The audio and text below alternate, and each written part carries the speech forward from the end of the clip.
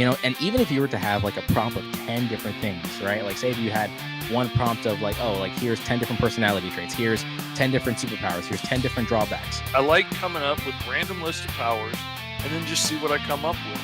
Imagine rolling just those things every single time. It's always going to vary. The possibility of that happening is, again, like a 1 in 10 chance, but it's like, it shows that there's an infinite There's always something else cool right around the corner that we can come up with, because there's no end to the prompts. There's no end to what we can roll up. Now we're going to be officially rolling for superpowers. This is usually the make or break. Roll for Hero! And hello. We are live, not on your standard Roll for Hero day. What? It is a random time on a random day, but the Kickstarter is live. And I got to turn that off real quick. Stop. All right. The Kickstarter is live and it is active. I am pulling that up real quick and we can show that off. We have already hit goal today in like the first 5.5 hours of being live, which is freaking awesome. Thank you so much to everybody who's back. I was super surprised that the top tiers, where you can come on the show and we will roll up and design a brand new OC for you, and you can keep it and do whatever you want with it after that. People were so excited and jumped on that tier so much, and I only had a limited number of tiers because I can only draw so many characters. And I talked to my buddy Esteban and we opened up a whole nother set of them now. So now you can pick and you can get one done by your buddy Esteban. You can get one done by me. And it gives us twice as many to get to do. It's going to be super awesome. But the campaign's live. People have been jumping all over the rewards, which is super exciting. We've got digital tiers for as low as $5. We have got the physical tiers for as low as $15. If you just want to get one of the books, either the mini comic that we are going to create together on live streams just like this, or the handbook, or you can get all of them wrapped up together and get the awesome handy dandy drawing pad full of like 50 sheets full of awesome images and character sheets that you can draw on. Has characters of all shapes and sizes in light blue lines so that you can draw your character over these layout bodies, and comes with a set of dice. Then there's the set with the t-shirt. Then there's the sets where you can come on and get your OCs drawn by your weird Uncle E or your ever-loving Uncle Fish, and even one where you can get a printed out poster and the whole 9 yards, everything physical, shipped to your door. It's going to be epic. It's going to be awesome. Again, thank you to everybody who's already helped us hit goal today. It's been awesome. I'm shocked. I didn't expect it to happen this fast. Thank you guys so much.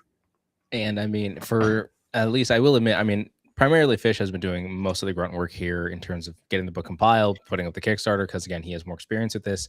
So, it's already awesome the fact that, what was once a concept of a series of videos that I wanted to do on my channel ended up now becoming a very unique aspect of my life, where I now get to come up, with some really crazy ideas with someone else. And, I've made awesome friends, got to talk to amazing creative individuals all through these streams and live chats. So I am super excited. What is up, Dragon Gaming? How you doing? Thank you for popping on over.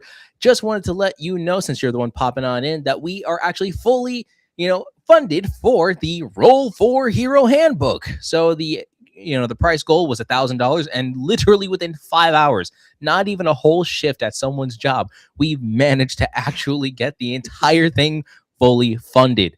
We had $1,000 as the goal. We met that goal, and now we are hoping that we can actually stretch that goal even further. So I am super ecstatic. What was once a one-off episode concept or a multi-series episode concept now turned into a live stream event where, honestly, every Wednesday, I'm super excited to really just sit down, get to crack some jokes, make some fun content, and just drawing up some fun characters, getting to talk to the chat, building up a community of amazing creative individuals. So I'm super stoked for this entire Kickstarter being fully funded, but we do have other tiers, as Fish was stating before. So of course we happen to have the $5 tiers of the Roll for Hero handbook via digitally.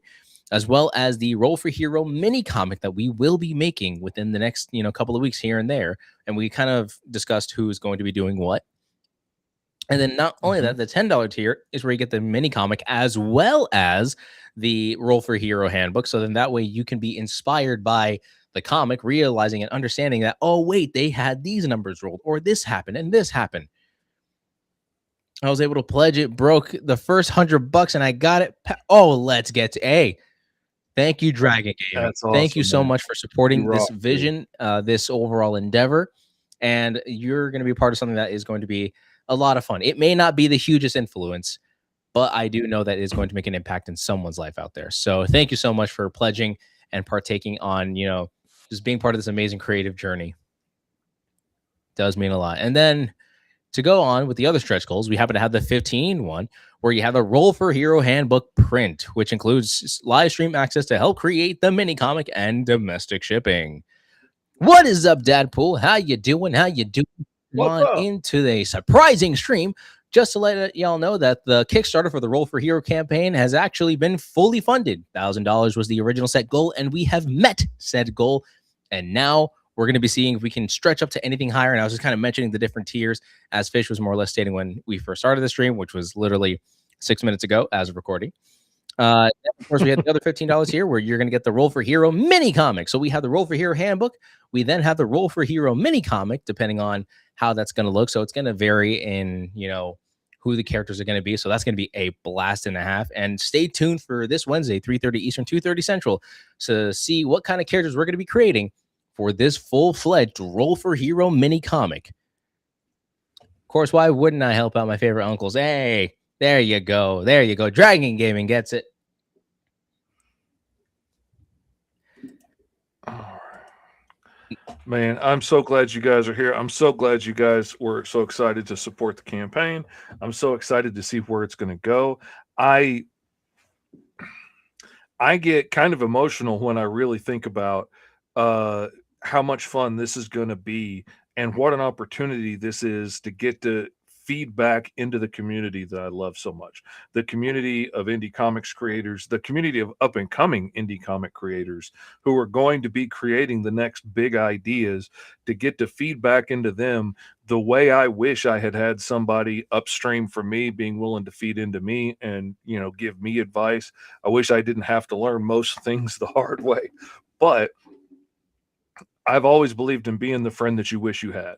So the chance that I'm getting to do this live stream and get to let people ask all the questions they could possibly want of what it's like to be an indie comic creator, what it's like making comics, what it's like writing scripts, penciling pages, inking, all the way down to printing and binding and trimming and shipping and packing, the whole 9 yards.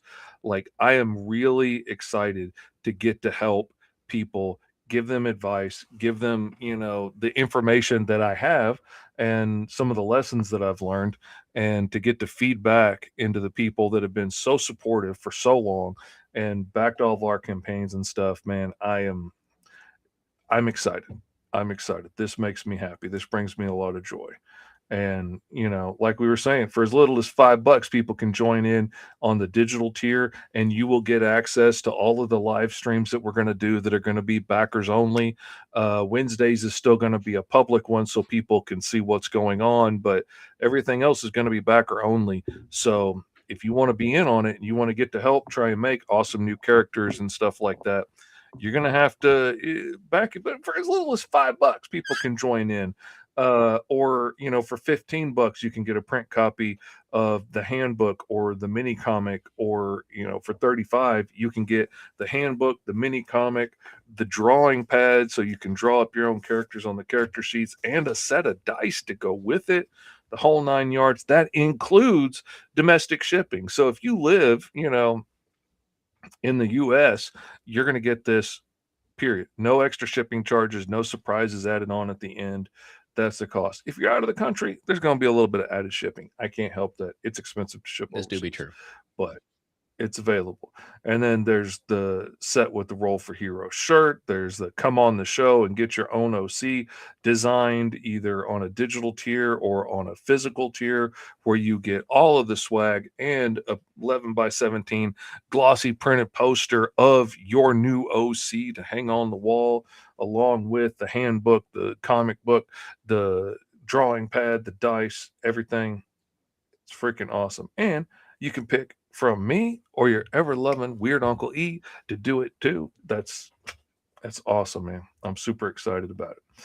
But while we're here, how about we roll up a character and draw something cool? So let's see here. Let's have at it. Are we going to I'm gonna utilize the what we're going to claim now is the prototype book, or are we going to be implementing the new and improved Roll for Hero handbook within this system? I'm still going to be going off of the prototype because I have that in my hand and I can pick that up right now and look at it. And I still have to, I need to finish up and finalize some of the Oh, that's changes funny. and stuff. Dadpool is And stating how he rolled up a boar mutant with control of wind like yours, but he calls him Borealis. cool. Oh, that's awesome. Let's see. Spider Panda is asking, are the member streams going to be characters for the Space Ape comic?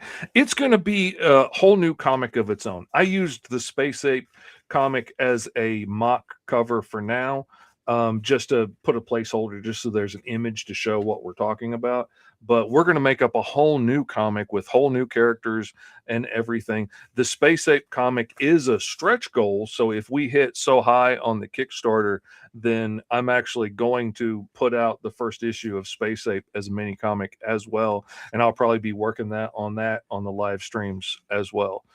When we get to that point, because there's going to come a point where one of us has more work to do than the other at the time. Yeah. And So, and again, so to understand those stretch goal levels, mind you, $1,000 was already the stretch goal that we needed just to fund the Roll for Hero handbook, the proper new and improved one. Because what I'm holding right now is the prototype, but what Fish got fully completed right now is the proper 100% like new and improved rendition. So we have the 2 to 5,000. So the 2,000 and 3,000 are essentially just the drawing pads with the cool action poses, so that way you can draw your character on those body poses and stuff like that, so that you have a general idea of what your character or characters would look like in the heat of battle, or doing some, type of a, form of a movement, positioning, so on and so forth. But we also happen to have the and at $4,000 tier 3,000, where you have the Space Ape mini comic made by Mr. Fish. And again, that is going to be a fun stretch goal. And then getting to see the fact that there are some characters that we have done, I believe, in season 2, which is a lot of the sci-fi stuff being implemented in that comic. It's going to be very, very interesting to see how that goes. And if we reach the 5K, limit, the 5K goal, that means we're going to be going on to creating the sci-fi pack, the space expansion handbook. I've made, many comments about that, where it's like, hey, since we have the regular one, we have to do fantasy or sci-fi or something else in between. So the Roll Over Here handbook, think of this as like the standard, like this can be used in any general setting. Primarily, yes, for superheroes and supervillains, whatever. But for the space but you expansion, can apply it to whatever you want. But there's special things about like outer space worlds and creating aliens and things like that that are fun, unique things that we had a lot of fun with in season 2, that we're going to put in a whole separate expansion book that you can get when we hit the 5,000 goal stretch goal. And we're going to do that one. And we've got plans, like you were saying, for doing like a fantasy version, or like I'm thinking like a mutant mayhem with mutant animals and cyborgs and super spies and all kinds of different stuff that we can do, and go down all these rabbit holes with some specialty books with special rules, and and extra powers and all this kind of stuff that we can throw in there, and extra equipment and things that you could add to your characters. Dragon Gaming's questions: are the backer streams going to be on Fridays? Yeah, we are going to do. Right now, we're planning on Monday, Wednesday, Friday. Wednesday is going to stay at the same regular time that we've been doing it at midday. And then we're going to do Monday mornings and Friday evenings. So that way, hopefully, depending on where you are in the country or the world and where your work schedule hits, hopefully you can either get in early or you can get in late on Fridays I want to give everybody a chance to get to come in and hang out and have a good time and learn and partake in the process. So that's our plan for right now. If it turns out that, I don't know, if it turns out that, 5:30 in the afternoon works better for everybody, we might just do that. But hopefully, hopefully the morning and midday and evening is going to work pretty well. We're going to give it a shot. We're going to see how that Yeah, goes. obviously this is It's open for interpretation. yeah, I mean, this entire as it is, Roll for Hero has been a very experimental show. I mean, Mhm. from its inception for me at least, because again, it was experimental for me because I was trying to veer away from public domain content because I was like, as fun as it was getting repetitive, and I wanted to try something a little bit new. So I was like, well, I have these dice, I have a dice tower, and I might as well just kind of give this a shot, see where it goes. And I'm glad that I was able to make that one titular episode that kind of kickstarted this off. And thankfully, Fish was like, oh, okay, if he's willing to do that, then like we might as well make it a whole fun streaming event and stuff and going from there. And then having this be, a constant part of our daily lives or at least every week is like, it's been a blast and a half. So I'm really happy about the fact that this show has gone off to be something else entirely different or going off into something that I was not expecting it to be. So I'm super excited to see where, Roll for Hero goes. I can't wait to see the other extension packs and all the other, books and all the other stuff. And I can't wait to see the other potential comic books, not just from us, but from you guys. I can't wait to see Oh comic yeah. books or comics via through webtoons or on Twitter or whatever they're going to be shown. Like, I can't wait for the day that those are going to be up and out there, and it's all because of Roll for Hero and how someone was like, I rolled this up, this was a lot of fun, I was stemming off of this idea, and now I have to make it. And like, I'm excited to see where these ideas are going to come from. Like, again, we could roll the same exact kind of character, but your imagination is where it's going to be a very, very different perspective. Like, season one for the both of us is when we took basically the same prompt, but we got to see how two different artists think. Like, one thinks more in the Mhm. modern cartoons, one thinks in the more 80s style cartoons fashion, or trying to go off of like different aesthetics, like being toyetic, being more on the animation side, repetition for comics, repetition for something else.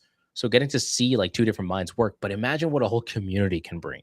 Like, every single one of y'all are so stinking creative. It's ridiculous. Like, again, Benjamin, I will have to state, Oh man. he is the only person that has actually beaten everyone in terms of making characters on a continual basis. I thought I could knock out some stuff, but Benjamin just be cranking out stuff like a machine. He'd be throwing out characters all day Oh yeah. long, and it's But we're not crazy. gonna It's just crazy. give all the credit to Benjamin here because we got Dadpool Oh out here, no. making just as much, interesting characters. I was actually Mhm. scrolling through Instagram while I was posting my promo for the Kickstarter. So, getting to see some really cool art from Dadpool is really awesome. Dragon Gaming. Oh crap. I'm getting on. Trying to stay awake. There we go. But yeah, Dragon Gaming says, I'll be around for the Monday streams. I'll be more active for the Friday streams. Hey, as long as you can make it, that's always fine by us. I mean, we can't control your life, Mhm. but any Well, and I figured especially like for the first ones, we could run through a Monday, Wednesday, and Friday stream of just creating characters and then decide out of all of those characters that we create for sure which ones we want to use as a group. And that way, if there's some people that can only get in early and some people that can only get in late, they don't miss out on one of the core sections of, creating characters. And so it's gonna be a lot of fun.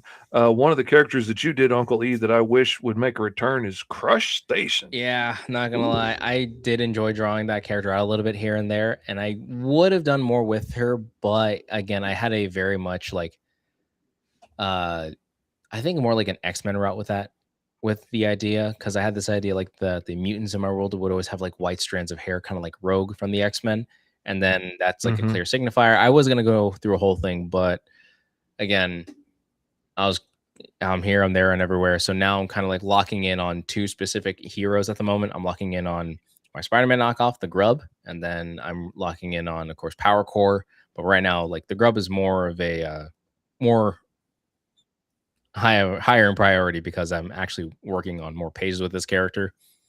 But yeah, it's coming along. It's coming along great, actually. The Grub number one is going to be a blast and a half because it's a combination of books 1 and then the overall idea that I had for book 2. So she was gonna what's it called? So yeah, so these books are gonna be like a huge, like probably 50, 40-ish, 50 plus page kind of book. So, once the book is all done, that's gonna be a hefty one. Like if I'm gonna give you guys something to read, I want you to like really like read the book. Like I want to give you something chunky, you know what I mean? I always like a nice chunky Mm-hmm. book. Means I have no excuses to not finish it. You know what I mean? Like a floppy, I can read that and then I'm done. Like with a thicker book, I'm like, okay, it's gonna take me a bit of time here. So that's just me. All right, let's get to rolling up. Yeah, a let's get to character rolling. We've real been quick and yapping. show But people yeah, what we're again, here to thank you do. guys so much for supporting the Roll for Hero handbook. We still have other stretch goals that we would love to partake in. So if you guys, know people that want to be in this kind of creative field, want to kind of create comics of their own, just don't know where to start, please show them this Kickstarter. Hopefully we'll be able to reach some of the stretch goals because it will be a blast and a half. But Mr. Fish, let's start off by rolling for our hero slash, villain, basically their alignment. I got a number 3 for slightly evil, And I got, not horribly evil. oh, More your henchman. dang it, my dropped. Let me re-roll that again because I couldn't tell what it was at first because I decided to roll the thing all the way up here. Number 5. Good. Good. There you go. Now on to our motivation. See what drives us to be slightly evil and good. Let's see. Roll the 6-sided again, and I got 3, a haunted past. And I got, what is this, 2d6? Or no, 1d6, I lied. Yeah. That is going to be numero uno, a profit seeker. Thanks, Summer Bandit. Appreciate it. Oh man, Deadpool, you're gonna enjoy The Grub, man. It is a fun book. I seriously enjoy it, and I love watching him dig through the ground. I did not think that would be as action packed as it is, and it is. It is. Yeah, I didn't realize that either. Again, I was like, how am I going to make a grub sound cool? Like, don't get me wrong, they also shoot like some variation of a silk or like a webbing of that kind of, they do that as Mhm. well. But I was like, that's too Spider-Man. Like, I can't have him look like him and also do that. I have to make like the webs or the silk sling in like a last minute type of thing. So I decided that, like, hey, digging is one of his main features. So I'm like, okay, I might as well do that, do a little bit like Bugs Bunny style, like I knew I made the right turn on Albuquerque, kind of a gimmick, which was actually a fun. I finally got to incorporate that joke in the book. So that was always a blast and a half. 4d6 for our origin table.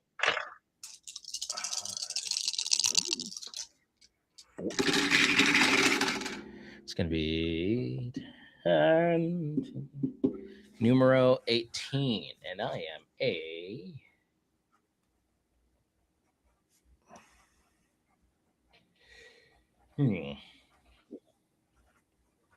I have trained my body to peak performance, giving me the ability to do something crazy out of the realm of normal possibility for the human body. I am an alien stranded on Earth with the powers of dum dum dum. Now we roll 2d6 to see what our power set is. Can't go wrong with the Bugs Bunny joke, sis. This is true. Panda. Whoops, I rolled it under the table. 9. I got 1 major power and 2 minor. All right. I'm What did rolling I in the obtain? powers. And I can only imagine that the new and updated Roll for Hero handbook happens to have probably a vastly different set of power sets and other fun bits here and there. Oh yeah, I'm looking at getting creative on some origins and some power sets. I got 3 minor powers. 3 minor powers. All right, let's go. Let's see. And I have yet You didn't to get I any have yet to skills. roll a 2. to then get like 3 skills, because I feel like a character with more skills is always going to be a very interesting idea for me. Oh man, the one time I rolled all skills, I ended up re-rolling it because I was like an alien or something, and I had already like started getting a thought in my mind, and then I was like, oh wait a minute, that doesn't fit with the direction I was starting to head in my brain. Though I didn't have much to go on, but so I re-rolled that one the one time I got it, and I kind of regret that. All right, now 66 for the major powers table.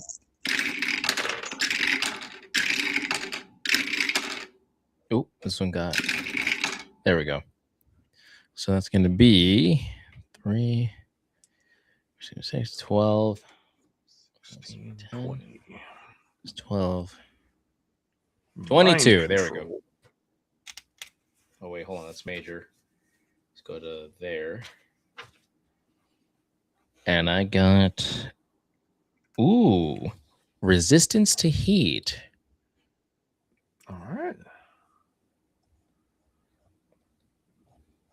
Major powers continued. Minor powers now for my 2 minor powers. 1, 2,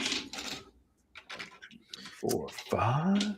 Okay, well, it's like fish. What's up, Get it on Eddie Von B?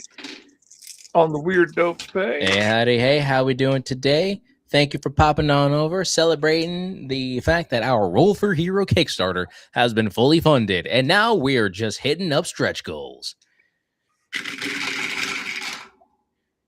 15. And to Plant celebrate, we're just control. rolling up some wacky character concepts. All right, we got 2, 5, 10, 16, right? Did I do the math on that right? That's 2. 3. 3 plus Ooh, that's a plus low 5, number. 10. Right. Yep. Sonic Scream. Ooh, interesting. Oh, okay. That's interesting. What you got there? Okay, I got mind control as my major power, and then as my minors, I got plant control and invisibility. Now, I'm curious. I like putting my things together and making it all work together as one.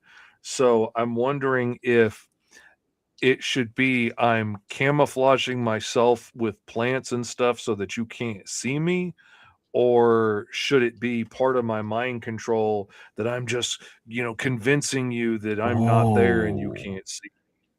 What available sizes will the Roll for Hero shirts come in? Everything from like small to 5XL. If I can get it on Jiffy Shirts, you can get it. So, if you got to go above 5XL, no judgment. The make of the shirt might change a little bit because only certain manufacturers go up to like 7 or 8XL. But other than that, yeah, we can do whatever size. I'm going to have to re-roll that because I got 22 again. You just really got that, pal. It's like I really am resistant to extreme heats twice. I'm so heat resistant, dude. Man, am I heat Like resistant. I could be chucked Man, to I'm the sun. That's how extreme of my. I'm asbestos coated cast iron. That's what I am. Man, I am so heat resistant. I'm like the tiles on the freaking space shuttle, man. Okay. The numbers are looking a little different. A lot of 5s. Oh, and we got Snake Eyes. What's up, Weird Stuff Inc? Hey, howdy, hey. If you haven't heard, we hit goal already. Oh, and now we're past goal. So we got We're 5 times 15. $1,010. We got numero 20, which is echolocation, which makes sense for my Sonic Scream.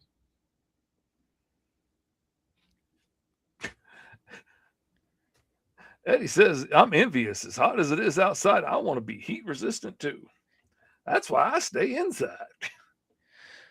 Oh yeah, same here. That's why you don't see a lot of fish walking around outside. And I'm from Florida, Stay in the so water. humidity is going to Cool. get you here. All right. So, okay, Now for this my is going to fate. be interesting because, okay, how am I a profit-seeking hero with these kind of characters? Why is it always profit-seeker? I swear, I can't tell if that's a sign of Christ telling me you're about to make money or something else. You're only in it for the cash, kid. You need to turn yourself around. You're ready for the money. Pass gold. Collect $200. Gonna be Alright, great. for my All right. modifier- So, what else we got? We got the modifier table. Thump, thump, thump. Man. Okay, I'm re-rolling because I have gotten this one a lot. What do we got? 12, and I got. Ooh, I got a nice ride.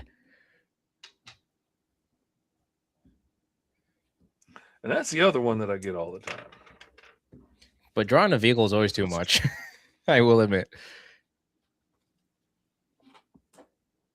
Okay, I've gotten this one before, but not nearly as many times as I got the other two. So All right, so we officially gonna got take our it. Major hero going transformation. on. All righty. One of those kind of lazy days. So I happen to be a good profit-seeking hero who trained his body to peak performance, giving me 3 minor powers. Okay, it's kind of unique because I can see how, like, in a weird way, these powers kind of make sense. You know, because like with the echolocation, the sonic scream, like I may have been able to perfect my vocal cords to screaming at such intensive rates. So then, I can be able to shout, make people's eardrums bleed, and that way I can kind of, do whatever. Then, on top of that, my echolocation works alongside with my sonic scream, meaning that my character had to learn how to, enhance his hearing. Those work really well together. I couldn't have done any better. And then the fact that my character has a nice ride. I swear I just did a superpowered Batman with like See, Sniper Panda, he's got his hand on the wheel over here. He knows what's what. Invisible vehicles are an option. You could give him an invisible Jeep Cherokee or the invisible boatmobile from SpongeBob. Yeah, there you go. You're a Batman, says Deadpool. A Batman. I am a Batman, not the Batman. Key difference there. I'm not rich and a millionaire. Trust me, if I was. You're a man made of bats. That's what you are. All right. My parents got killed, and I spent years training in a cave to learn how to scream really loud and listen to the echoes. That's part of his edgy backstory. I am a Batman. I am the Bat. In Hell's Kitchen. I meant to do that. That is my problem. That's why I don't like having my mic this close, because A, I tend to fidget with things, and B, I talk with my hands and knock things around. And I caught myself fidgeting with this one time during a show, and I was like, I'll bet you they can hear that through the mic stand that I was messing with it. But also, I'm trying to protect my vocal cords because I know I'm gonna go mute halfway through these live streams by getting excited and riled up. So I'm trying really hard to train myself to tone down a little bit. So it's not that not that your Uncle Fish is on gummies or anything. I'm just trying to tone down my voice so that I don't burn it out as quick. Yeah, I'm trying to Fish train has been trying to myself, keep and a that's whole not easy. calm demeanor just so that he doesn't rip out his vocal cords, and I can do this. It's I could do this a little longer, but also at some point I know I'm gonna fizzle out. And usually by the end of Wednesdays, by the time I get done with Roll for Hero and the 5-star feed, usually my voice is shot by the end of that, and I can't hardly talk that night. So I'm trying to keep it down. And you can tell I'm already a little gravelly because I've been doing so many podcasts and stuff. I was on Ed Davis's podcast last night as he was wrapping up his Kickstarter. To answer Dadpool's question, my 3 minor powers are resistance to heat, sonic scream, and echolocation. So those are my 3 powers that I have to try to figure out how to work with. And thankfully, my modifier was nice this time around because every time I tend to roll the modifiers, I always tend to get my powers are killing me. I have a time limit, and I'm like, those always stress me the crap out. That's literally the first 2 things I rolled up, and me and Deadpool were talking about this earlier. That is the one drawback, I think, to using six-sided dice in this is that, like, Deadpool put it really well. Like, if you have to roll, like, 3d6 for something, there's only, like, one way to roll a 3 or a 4 or a 5. Like, there's only one way to get that. There's a whole lot of ways to get the numbers in the middle. You can get those through a whole lot of combinations of dice, but you can have a 6 on one and a 1 on another and still end up in that middle zone. But the ends are really hard to get to comparatively as the middle. And that's one thing about it. Like this one thing I liked about the 10-sided dice because assuming that they're equally balanced and no dice are actually really perfect, but 2 10-sided dice, you stand just as much a chance of getting one as you do 100 or you get 51 or whatever. But This is true. And I mean, honestly, the more I think about it, it would be obviously this wasn't part of our stretch goals, but I think it probably should have been if we did like, how there was, like Dungeons and Dragons and then advanced Dungeons and Dragons. We would have the regular roll for hero with the 6-sided dice. Then we would have advanced roll for hero with the 20-sided, probably with more, suggestions and more prompts and stuff like that. That would require a lot more work. But having the same tables but laid out for like a D10 or a rolling D20. rolling a D10 or something, that might be nice. That might be a nice thing to add to the expansion pack books and have like expansion rules for using bigger dice to roll for bigger numbers of things. That might be something to really think about. So Fish, you're saying you want to do your interview with us on a Wednesday night? No, I would rather not do it on a Wednesday night after the 5-star feed. Thank you very much for your consideration. Any other day but that. Let's see. But we do need to schedule that because I'm looking forward to it. I definitely want to get on there and I definitely want to talk about the Roll for Hero Kickstarter and everything. I am going to do a quick search for alien looking plates. I know there is one island that is so secluded that all of its plants and animal life basically all evolved alone on that Madagascar? On that island. No, I think it's in that area of the sea, but it's even smaller, but it's got those really weird looking alien trees where they got big fat round trunks and then all the branches come up and it looks like they're all trimmed off at the same height and they flower at the top. But all the plants there are really weird because everything on that island evolved from its own little set of things and not cross-pollinating and stuff with other places like everywhere else did, and getting seeds strewn in by migrating herds or people or whatever. And there was only one remote tribe on this island for the longest time. But so I'm looking up alien plants because my guy is an alien with plant control powers. I want to see if I can find some kind of inspiration in here for something. And he has to have a transformation, a magical transformation to like really come into his power. The Gullah Gullah Island. Okay, there we go. It's Sakura. I also had I had a plant-based kind of superhero character as well. I drew him on I don't know if I recorded the roles for it, but I do know that I still have the prompt and everything. But I call this guy, what did I call him? I call him Sprout, Ooh. and he's essentially a like Groot, but I based him off of the Hawaiian rainbow tree instead of like a basic one. So like it turns out with the rainbow tree, if you actually like peel off the bark of it, it will actually be like a different color. So they're like beautiful multicolored kind of trees. So I kind of went off of that a little bit. So he has like the ability to stretch, he has plant control, and I was like, might as well make him like a Groot-esque kind of character. He was also an alien, so that also kind of helped out in the long haul of like his visuals. And I gave him grass for hair because why not?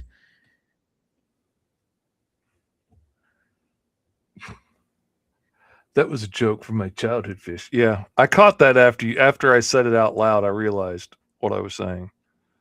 But yeah, Sniper Panda came in with the actual answer. Not making fun of me because I'm streaming and drawing and not paying close enough attention. I found a lot of really cool, interesting, weird plant shapes and pieces of plants, and thinking like, okay, if I mix this part with that part and take that aspect and this aspect. Dragon Gaming says, "Ooh, I did post 2 new characters on Instagram." Yeah, I just searched over there a second when you mentioned that earlier, and I didn't see them pop up yet. So I'm gonna give it a second and look again, and see if I can find them that time. Because occasionally it takes it a minute to show up. That could work for showing damage as well with the color layering. That'd be cool. That's true. When I was talking about Sprout with the rainbow tree, it turns out like when you peel the bark off of it, like it does show like a different, like newer layer of it. So every color is like an aged portion of how long it's been since that portion of the tree has been peeled off. You gotta love nature, mate. Gotta love it for what it's worth. All right. So for me, I got a body down. I should probably show off what's going on my screen here. I'm gonna probably have to disconnect my microphone for this.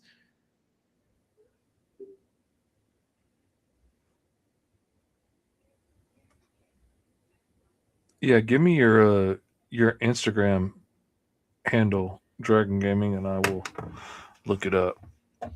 Yeah, I was trying to look for it too.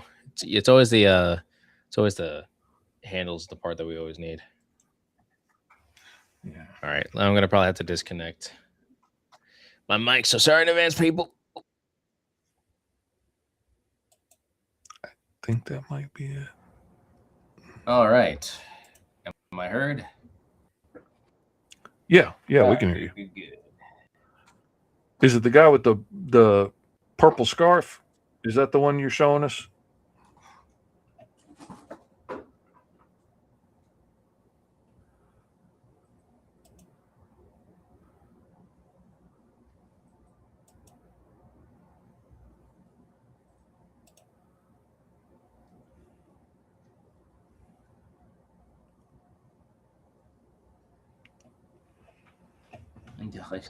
I want to make sure I'm showing off the right guy before I put it on. Let me do this because I think I found it. All right, now gotta just do a little quick thing here.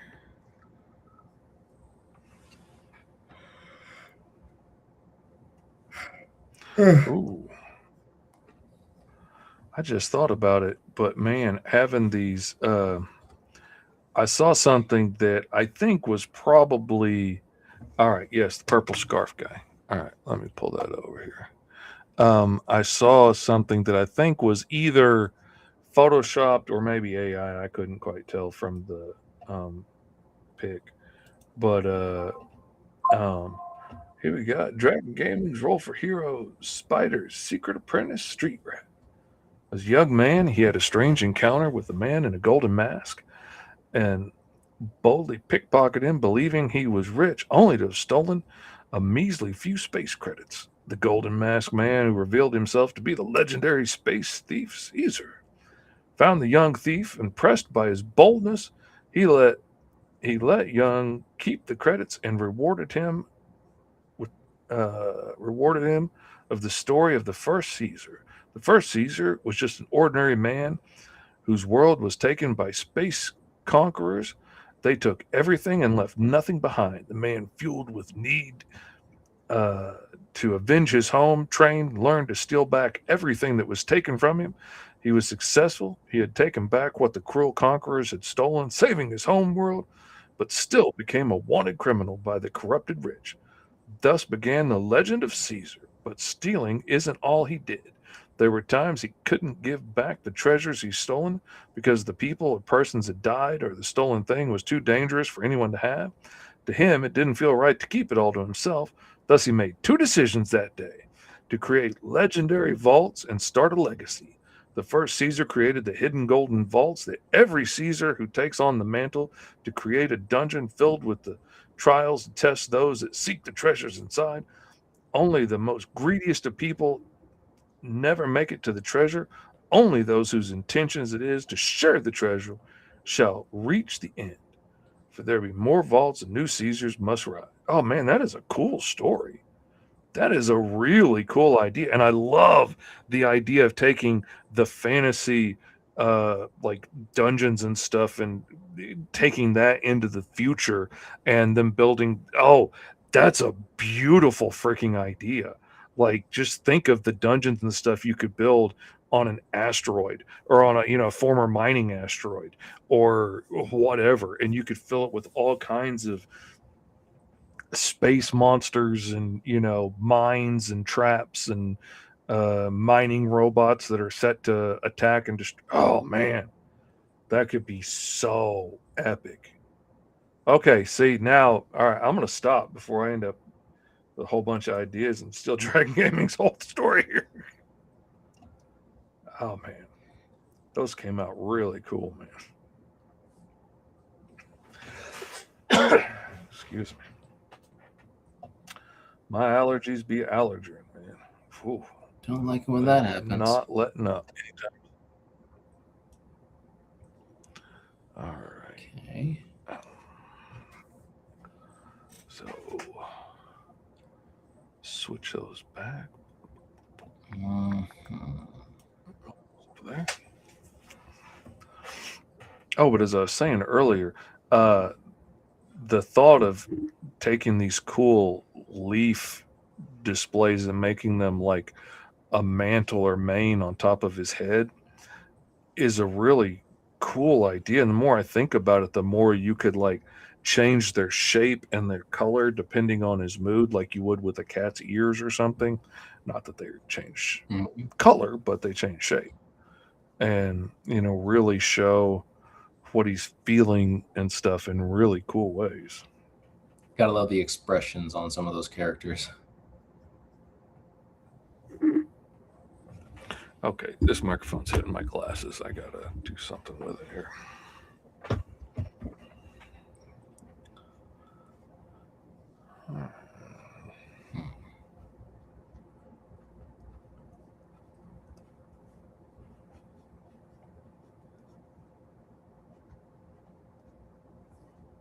Mm-hmm.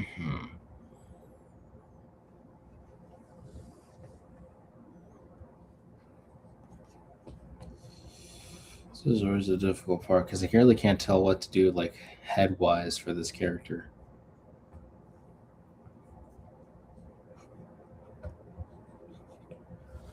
Let alone, what would his name be?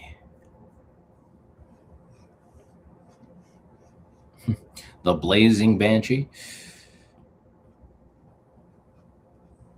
The Blazing Saddle.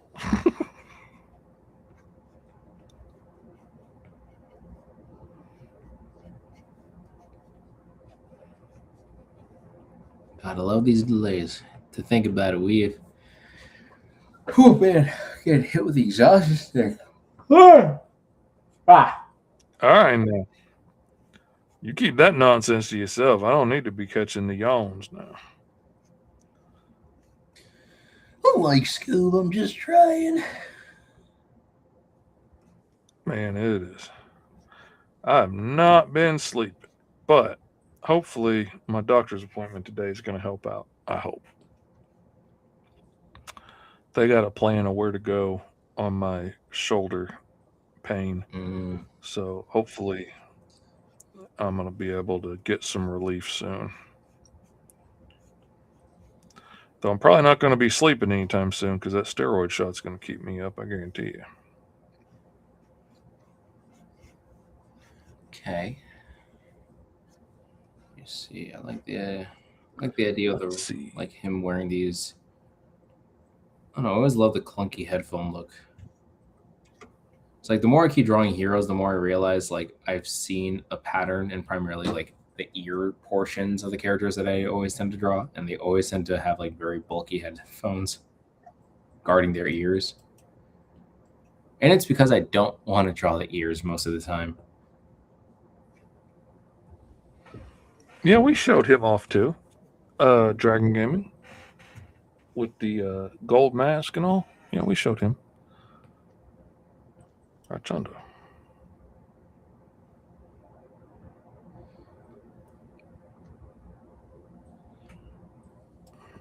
Deadpool says Blaze Bat or Hellbat. You know, ironically enough, I have another character that I do call Hellbat, and he's literally a proper combination of what Batman and Daredevil are supposed to be. So he's like a blind dude, but he's also like really rich, and he happens to have like the sonic hearing like a bat and the fear factor of like the devil kind of a deal. That was the original idea that I had in mind for him. And instead of it being like you see his eyes, like he has no eyes, you just see like a yellow mouth kind of a thing, and that's supposed to look like a demon smiling. So like when you see this red demonic looking kind of character, again more tactical looking more than anything else, but imagine like it's the night. You see a red tactical demon looking kind of character with a yellow glowing smile. All right, you're done for. You gotta run. Ooh, Echo Fire. Echo Fire. Okay.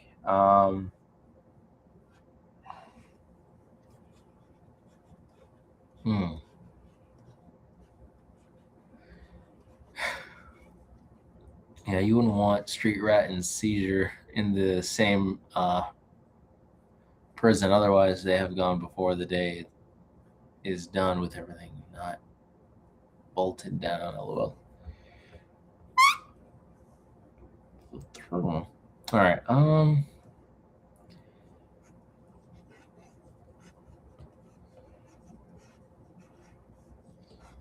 Yeah, superhero gyms in this world would be really weird the more you think about it, because like, mind you, my character got his powers via through through trained performances and through like a trained set of like he had a training regiment that gave him the ability of sonic scream and echolocation. Like at this point, do the monks in Tibet, you know, look at these other people and be like, "What did you train? We're just martial artists. What are y'all on?" That's the thing, though. In a lot of those old comics, like it was the monks in Tibet that were training them to like become, you know, people that could fly and turn invisible and all kinds of stuff.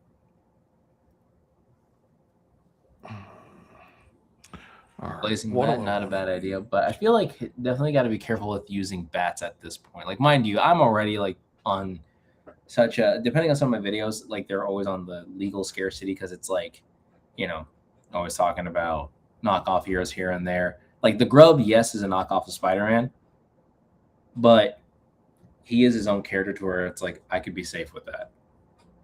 But I don't know. Bats are always weird. Like bats and spiders are ironically enough some of the most popular kind of animals to use in superheroes and villains. So it's really hard to kind of see where they go from there. Train the spirit of the bat. Definitely went to the Aztec universe for from what was it? Like the Empire. Basically, it was the Mayan rendition, like the Aztec Empire of the Batman story. Batman loves the Tibetan monks. Yes, he does. I use a Tibet training technique to keep my spirit alive while I'm, you know, buried alive. As one does, you know, just go to Tibet, learn some skills. I mean, I'm not opposed to the bat part of it.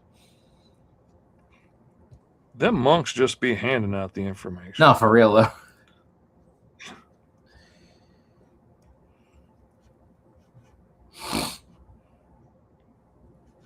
Okay. Can kind of. So the real question is, how does the how did this guy get his super suit? It's always one of the more interesting aspects of like how a superhero gets their suits. Some are government official, some make it through the fact that they're high tech advancements. Then you got guys like Peter Parker having to just hand sew their whole suit together.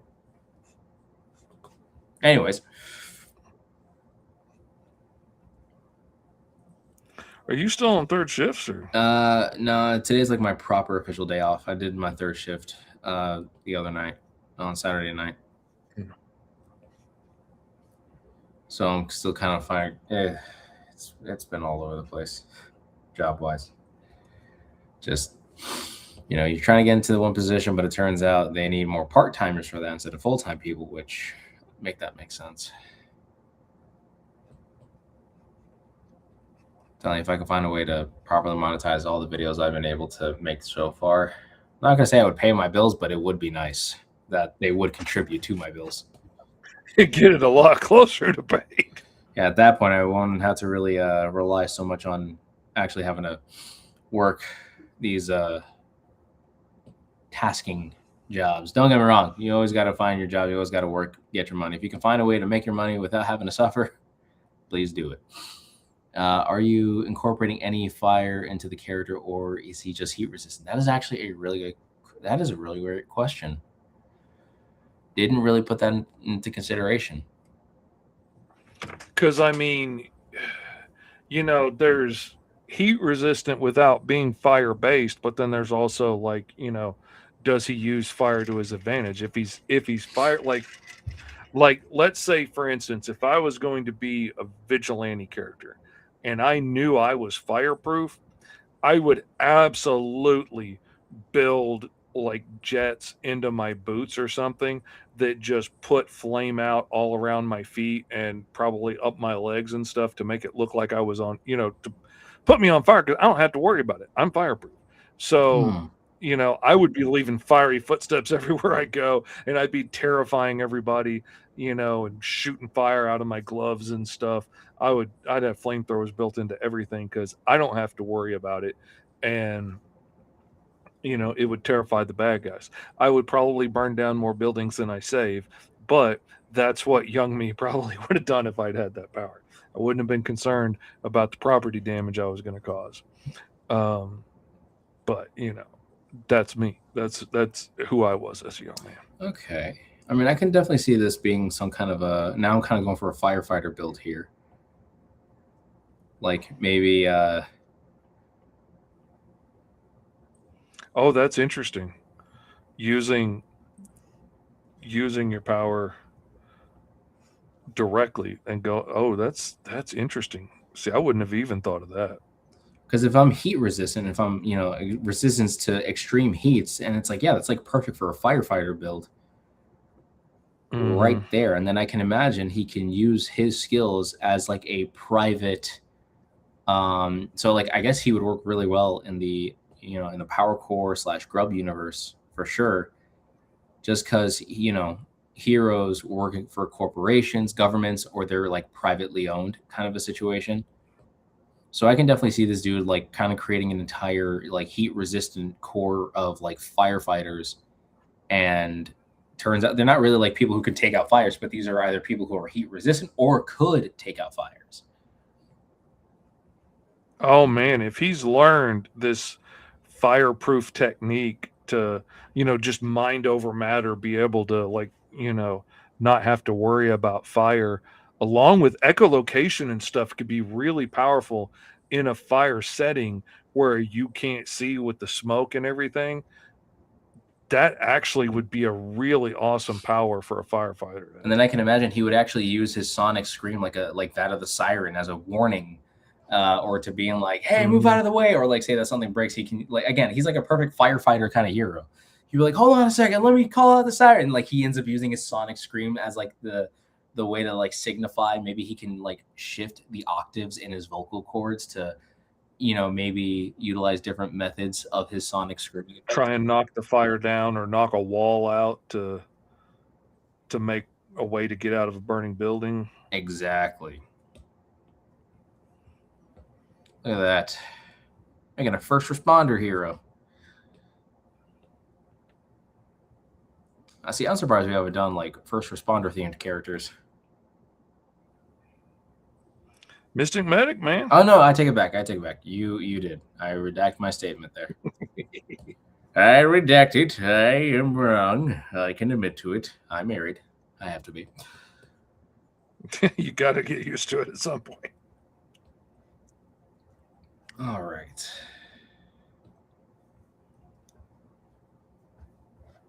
And then we're just gonna.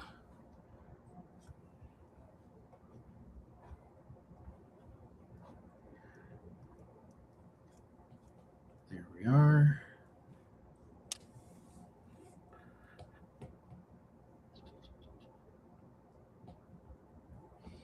Yeah, I don't know how firefighters do it, man. I got a cousin, my oldest cousin. He's a firefighter for DeLand. Shout out to my cousin there. I don't know how he does it, man. Like the training regimens that he has to go through are insane too. Oh man, yeah. One of my sons is trained for a long time to be able to pass the test, and he did. But the openings come up so rarely because most of the time, if they get the job, it's a calling to them, and they're not going to leave. So he passed and everything, but there wasn't an opening, and his wife is really nervous about the thought of him doing it and is really against it because she's worried about it. And understandably, it's a dangerous job. It's in the description of the job. Yeah, and validly You're not so. running from fires.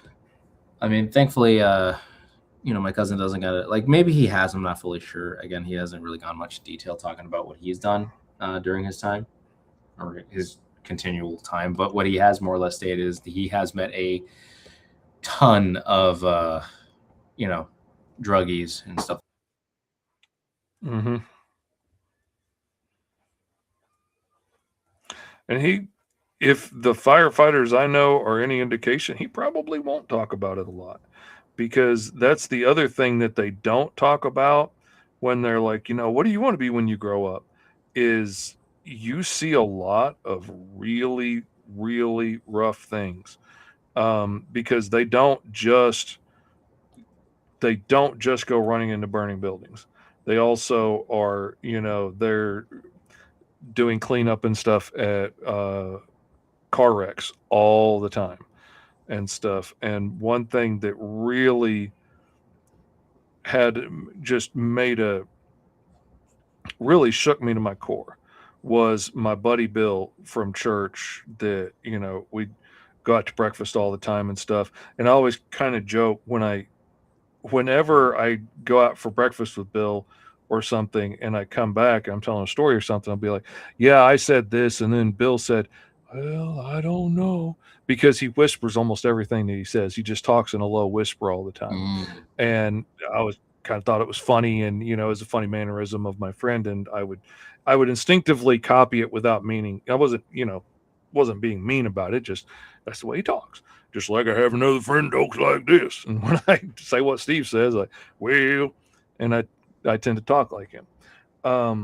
But I was talking with an old friend of Bill's one time, and he was like, yeah, Bill didn't always talk like that. Bill used to be the life of the party. He got real quiet after years of working for the fire department. Yeah, I can imagine it does something to you. So many drunk driving accidents and stuff, and his unit is right by a big crossover in the interstate at Little Rock, where everybody's coming in from the outside towns to go into Little Rock for work, and his station is right there at that transition, so they get called to a lot of accidents. Yeah. Dragon Game said first responder should be his name. Not a bad idea, but I do feel like that'll be a really intensive, name there for someone who's a firefighter based character, because that could also go for other kind of responders too. So not against the notion. Maybe he should be part of a team that is called the first responders, and you have like other guys that are more akin to. I think that's probably the way to go. Like there's Because then that doesn't make him sound like a showboat. But if it's a group of like super powered first responders, maybe they're the ones that are willing to go in first before everybody else that doesn't have powers to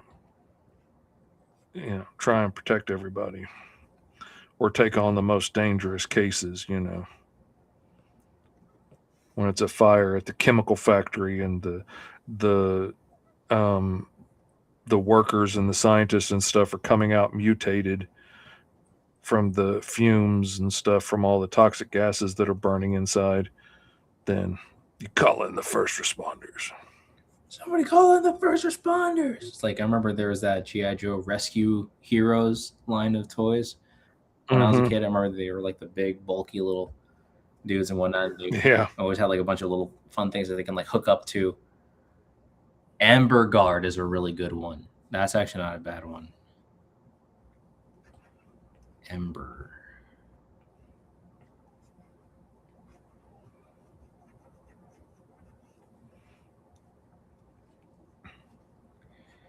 Yeah, I guess I don't want to have to show off too much of the muscle there. So maybe this is like an exclusive like firefighter, like a firefighter's like training method. Maybe this is like the one dude that actually got to learn how to utilize some very specific training techniques to then become the proper hero needed to battle off or to more or less help rescue people. And maybe he is probably seeking profit through government assistance, being a proper licensed like government official and using those profits to actually build up more. So that's the reason why he is a good hero, because he's actually, doing good by the community and ensuring that, he's going to help them as best as he can. So I can definitely see that. Oh yeah, but then also like no fireman is doing this. Well, I mean, no, there are volunteer fire departments. I take that back. But most of your firemen would like to get paid for risking their lives Yes. to do this, They want to get paid a good wage for doing that, If it doesn't pay more than, flipping burgers, then you could just go flip burgers. Yeah, that is very true. But I mean, it's a government job. Government jobs got the assist, all that kind of Mhm. stuff. So it's more like it's a mixed bag depending on who you talk to. And not everybody that's doing something with an idea towards profit is necessarily bad. It depends on what he wants to use that profit for. Exactly. Kind of like Batman. He is a If he's profit seeking hero, but mind you, he's using that money to try to give back to Gotham. But it just turns out that him giving back to Gotham, it also gives back to him. So that's why he continues to, be the hero fighting crime in Gotham City, knowing that he's using his money as a benefit to his city rather than him just being like money, money, money, money, money. If anything, he's trying to give away money. And yet in return, he's always getting it back because he's giving back. That's the one thing that bothers me when people skip over with Batman. Like, he's just beating up on the poor. Like, well, I mean, he does beat up on criminals, and people don't just, most criminals aren't just born evil. They, get the disenfranchisement and whatnot. But that also belittles all the time that he spends helping people recuperate and investing in programs and stuff to try and make Gotham a better place. One person with all of his money can't undo the corruption, the mountain of corruption around him in Gotham that's systematic. But and when that can't, then when all else fails, then he goes in fist blazing. But he's not just out to beat up on people. He clearly did not deal with his parents' death in the most Healthy manner. healthiest way in the world. But he is trying to make a difference, I think. I may be jaded from years of, superhero propaganda telling me he's a hero. I'm willing to admit that there might be a little bit of that problem, but I think it's also disingenuous to not give him credit for the good that he has done through multiple writers over the years.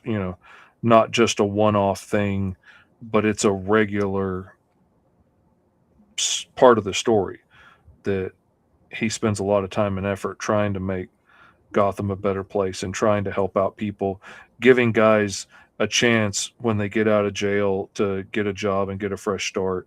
And, and even as far as taking former criminals and stuff under his wing and helping train them to do better and stuff. Like, I really loved the arc with him and Plastic Man and Batman the Brave and the Bold. I thought was a really beautiful look at a Batman that had a comical sense of right and wrong, and hammers of justice, blah blah blah. Like, I mean, he's the epitome of I'm going to beat the evil out of you as a Batman. Yep. But him taking Plastic Man under his wing and feeling responsible for not being able to save him from the accident that gave him his powers, and taking responsibility to train him and help him be a hero was beautiful. Definitely is a very moving especially like if they ever took it to a very like deeper meaning to that, like that could hit real hard depending on like who you're talking to. Mm-hmm. And I love the fact that my personal favorite part of that whole story arc is the fact that Plastic Man never gets it 100% right. Like, even at his best, he's still like, trying to sneak a little bit of the money away. Like, he's still got those instincts of, money, money, money, money, money when he sees it. But, he's trying to overcome that. But much like, an addict or an alcoholic, like, he's trying to do this one day at a time. But, it's really tempting. And when it's right there, it's really hard not to slip. And Batman never is like, see, you've just proven that you're the the criminal element that I always knew you were, and throw him and lock him away. He's always like, come on, put it back. He shows an infinite level of compassion for Plastic Man in that series as he's struggling and learning and growing to stay sober, as it were, and turn over a new leaf. And I think that is really beautiful for a Batman, like I said, who is very pro the hammers of justice in that series. The hammer of justice is unisex. So are we doing a live then, Uncle E? Has the Kickstarter reached its goal? The Kickstarter absolutely has reached its goal. This is really just For funsies. live streaming for the fun of live streaming and to help get the word out about the Roll for Hero Handbook Kickstarter and let people know that it's available now at GoMrFish.com. And speaking of which, it's probably a good time, old buddy Bill, to do a little once over on the campaign again and let everybody know where it's at, where it's going. Uncle Fish talks lots of sense about Batman and Elastic Man. Thank you. I take a lot of pride in that. We are $45 past goal with the lovely help of 15 amazing backers like you who all went to GoMrFish.com and checked out the Roll for Hero Handbook and mini comic on Kickstarter now. We have, 25 days to go, and you can get in on the Roll for Hero Handbook, which is a great way for rolling up random characters like we're doing right now on the show. And there's also the mini comic, which is going to be the most fun out of the whole thing. And we're going to be doing backer only live streams just like this that you're only going to be able to get in on if you back the handbook. We're going to send you a link directly through the messenger in Kickstarter. So you're going to get it sent directly to you for each week's shows. And we're going to hang out. And 3 different times. We're going to do it Monday mornings, Wednesday afternoon, where we normally do the show, and then Friday evenings. So hopefully, depending on your work schedule and where you are in the world or the country, one of those hopefully will work out for you to be able to take part in. And we are going to be rolling up random characters. We're going to create the world, the characters, the story, the plot. We're going to script it out together. We are going to letter and pencil and ink the pages. We're going to print and bind and trim the books. We're going to pack and ship them all on live stream. So you're going to get to hang out, learn everything along the way, step by step, for as little as $5. Joining at the digital tier, we'll get you the links to that. You can get just the Roll for Hero handbook or just the finished mini comic when it's done for as little as $5 on the digital tier. You can get them both for $10. And then there's the $15 tiers that'll get you just the handbook or just the mini comic if you're interested in one or the other. And then there's the $35 tier that comes with both books, your own set of dice, and the Roll for Hero OC design drawing pad here, which has all kinds of layers. It has 50 pages with 25 separate images on there. Some of them are character sheets with different sized body types, men and women, big muscular guys, skinny dudes, big fat guys, all kinds of different characters on here. So whatever kind of character you want to design, you can find it in here in this pad. And there's a lot of action poses in here as well.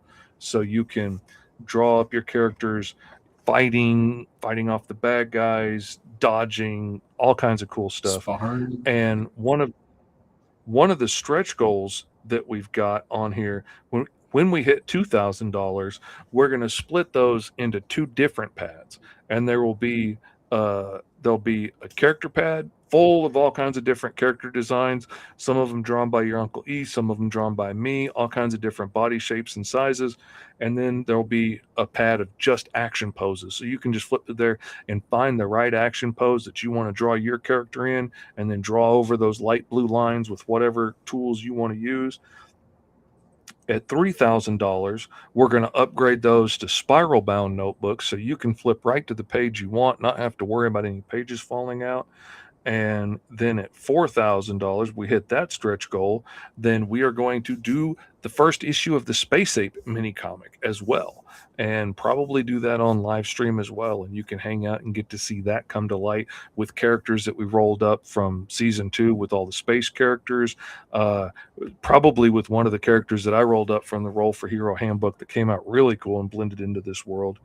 And at 5,000, if we reach that far with the stretch goals, we're going to release the Space Expansion Handbook, which will basically be all the rules and tables and stuff to roll up from season 2 for rolling up your own aliens and all kinds of characters, and give some lowdown about the world that we created there. If you want to make characters that fit within that world, we can tell you about the heroes and villains that we already created and what those organizations are like. And maybe you want somebody to be in the Cosmic Coalition, or maybe you want to be, a gun runner on the fringes, cutting deals with the Deceptiles on the, edges of the law, or maybe you want to work with the bad guys. And so that's going to be really cool. And then we have milestone rewards that we're going to be unlocking for every 50 backers that we get. And starting with the Roll for Hero sticker, it's all going to be 3-inch stickers that all the physical backers are going to get. And so 50 backers, we're going to unlock the Roll for Hero logo. At 100, we're going to unlock the Uncle E sticker. At 150, the Uncle Fish. And if we get to 200 backers, which would be awesome, then whatever the hero of our mini comic is, that will be the sticker that we do at 200 backers. So there we go. There's the spiel for the Kickstarter. I hope you check it out at GoMrFish.com now and check it out. And if you're on TikTok watching, I apologize that we can't see your comments. I tried logging in and I can't see it. I can't get to it to be able to watch the live to see if anybody's commenting. So I apologize for that. Yeah, but I'm super excited to see where this whole Kickstarter, adventure goes. Again, this is my first time being a part of a Kickstarter. So this is actually really awesome to, first off, obviously this is not like a huge, like product, if you will. This is something very simplistic, something that is very affordable, that could be put into your hands via through your cellular devices, or via, actually apprehending the physical copy, which again, simple little book like this can have such an impact, and I'm super happy about this. Again, would start off as a singular one-off, concept for a channel of mine to try something new, ended up becoming a whole new experience, gaining friends, talking to an awesome community. I am super happy about this, and hopefully that you guys out there apprehend this for yourselves and actually manage to create a community for you guys out there. Again, I've always stated that art inspires all, but you can inspire more. And I mean, the art of the past, of generations before us, have made inspirations have hit us so hard till this day. And till this day, we have new artists out there wanting to create, wanting to innovate, wanting to utilize their imagination for something. And if a silly little book with a bunch of fun prompts in it ends up being the thing that kickstarts your adventure into creating like the next big thing, whether it's a franchise, a product, or something else in between, I am glad that we are able to be a part of that process. I am glad that we are out there helping motivate storytellers, finally getting to, spread their wings out in terms of like getting to see what kind of stories they can make through the characters that they're going to roll up, getting to see what kind of world that they can build, again, through what kind of characters are going to be developing within these worlds. So I'm super excited to see where this goes. And again, for my first Kickstarter, thing that I'm a part of, this means a lot. The fact that we managed to have it fully funded within 5 hours is insane. So, and not only that, it's a project that Kickstarter loves. So we're winning at life here. It feels like that a little bit, but I'm super excited to see where this entire, journey goes, see what comes of it. So I'm super excited, and I hope you guys enjoy the product. I am excited for the streams where we get to actually make the mini comic, because I mean, it's not every day that there are people out there who literally get to put their input, being like, oh, this character should do this. Oh, this character should do that. That guy should fart on that dude over there. Just because, we'll find a way to make it work. So it's going to be awesome. Have y'all heard of Hero Inside series? Yes, I believe that is a Korean animated TV show that has like a combination of like comic books meets Pokemon in a weird way. If that's what it is, then yes, I have heard of it. I watched it. It was an odd show, but it was interesting, especially because the hero designs in those shows were so out there, and I realized like that they did not like the creators didn't really follow a specific mold when designing a lot of the characters. Because nowadays we try to create cool, tactical, and sleek looking design kind of characters because, again, we want them to be adapted into a movie or something like that. But the designs from that whole cartoon series is so strange and weird. And it's like, it's oddly refreshing, but very strange. So I very much enjoy it for what it was. And actually, yep. Okay. So that is the series that you're talking about. I think it's on Tubi, if I'm incorrect.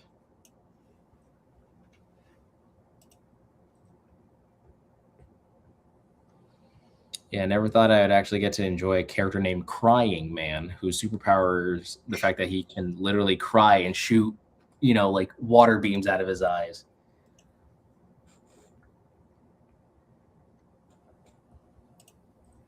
See, that feels like a perfect show. See, Roll for Hero would be perfect if we met those creators way back when, being like, you should totally just do this. It would have been just as hysterical.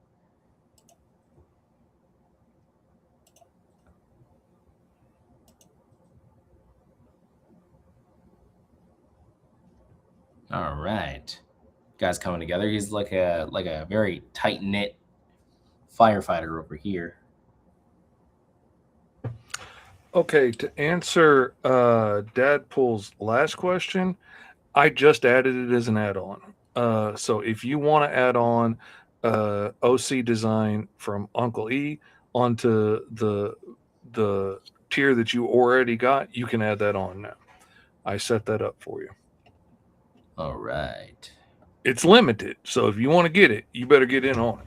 But because we can only do so many of these. I mean, we could open it up for 1 million of them, but actually getting those done would be hard. Oh yeah. And it's one thing, you don't want your Kickstarter rewards dragging on, for 2 years to try and get them out there and get them finished up. So what we can finish up in a relatively quick timeline, along with everything else that we're going to be doing on the shows, was my goal. You're welcome, man. Henshin Kamen Rider, Firefighter. Yeah, at this point, it's like a Kamen Rider firefighter. Or the Common Firefighter. I tried making that work. They're all based on bugs. He'd be Firebug. Right? That gives off the wrong vibe. No, Actually, you see, I'm a that bug that fights fire. Yeah, that's not the way it comes off, man. You just don't get it. Focus test says. Nah. Well, That would be a funny book right there of like a hero with no name, like some of those pro wrestlers that are trying to make it but just can't find the character that fits right, and they keep coming back as somebody different every time, and your hero just keeps trying on all these different names and personas and maybe even high-tech gear to make it look like he has this power or that power. Like, yeah, the public's just not buying you as an ice-based hero. They just don't. But my powers are ice-based. Yeah, and that's just not winning over with the 16 to 35-year-old demographic. We need to go in a different direction. But like, that's what my powers are. Yeah, we decided we're gonna go fire instead. Fire's hot right now. Get it? And but that goes against everything. Yeah, this is going to be more popular with the kiddos. We're going to sell a lot more T-shirts. that's crazy. Like how not like it's kind of crazy when you think about it. How like we gotten to the point where now we're creating like stories about monetized heroism. Like think about that. Like at the time, that was like such a weird concept. Like going to like I think what really kind of started that whole strange trend, in my opinion, was like the concept of a superhero high school, meaning that you're going to a school to become a superhero, which means that's a type of job. Well, I mean, like when Image first launched, uh, their books, like, oh gosh, it was right on the tip of my tongue a second ago. Rob Lightfeld's dudes, Wildcats? with Shaft No. and all them. Blood sport? No, young blood? Youngblood. Yeah, they were absolutely a professional team of heroes. Most of the teams were. Wildcats were a team of heroes, professional heroes. They just worked for a private organization instead of like the government. Um, and he had his own like mission against these Damonites, aliens that he was taking on as one man war. And but yeah, most of the heroes besides like Spawn were all doing it for the money. That and Savage Dragon broke the mold by going to work for the police force and not going out as a vigilante on his own. But yeah, they were all doing it for profit back then, which makes sense considering what the entire team had just done. They had just broken free of being the heroes at the place that they loved growing up, but didn't feel like they were being appreciated or getting what they were worth. And so it's kind of life imitating art. Write what you know and all, I guess. Yeah.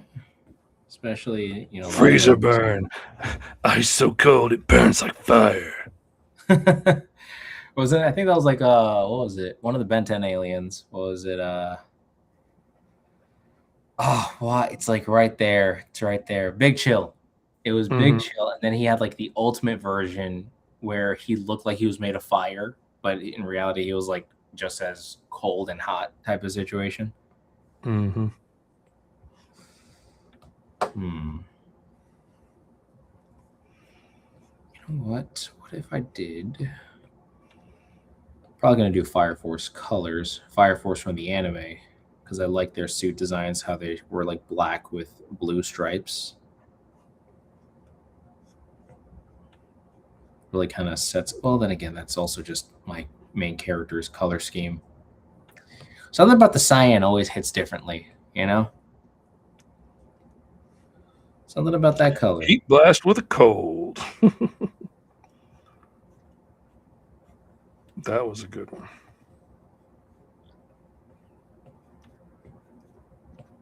I love me some Ben 10, man. I was not a kid at the time, but I sure enjoyed it with my kids. An unintentional ripoff of Dial H for Hero. I don't know how unintentional, but it was definitely a beautiful reimagining of the idea and took it in some creative new ways. And I'm so glad they ended up going with the alien idea instead of him just turning into superheroes, because that really separated it. I mean, they're still superheroes because that's how he uses them, but the whole alien aspect made it way more interesting. And then, no matter what crazy alien he gets, there's a whole species of them. And then that leads you to creating, these worlds in your mind. Like, I wonder what Waybig's life is like on his planet. What are the rest of his people like? And, what would a world full of ghost freaks be like? And then you have like some of the hugest fans of Ben 10, like Kuro the artist from the Ink Tank. I remember watching a lot of his videos. And then I remember him talking about, like, he made one video in particular stating how Ben 10 could literally be any character in all of fiction, because he quite literally can scan the DNA of some of the aliens from Marvel, DC, whatever. And then not only that, he would have aliens that would also like counteract or practically have the same power sets as, like some of these other characters that are out and about, which Mhm. he's not wrong. And then also I read a bit of the 5 years later story, or 5YL as he calls it, which is a Ben 10 and Danny Phantom crossover comic. So he got to combine both of their stories, which was very, very interesting. And it was all because Butch Hartman did a 5 years or a 10 years later design. So he got to show off the designs of the characters and what they ended up looking like 10 years later, after their shows and stuff. And that's what Kuro decided to do. He wanted to find a way to combine both the stories but still tell his own, which was very, very interesting. So, and he finished the whole story now, and he made it like a motion comic on YouTube. So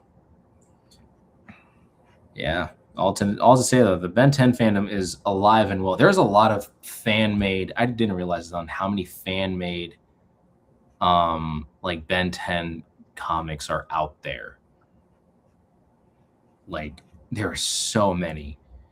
One of them that I tried keeping up with is Absolute Ben 10, which it literally, that's what it's called. So basically kind of like with DC's, thing, it's all about like what they end up taking away. And they took away Grandpa Max from Ben when he was a kid. Oh.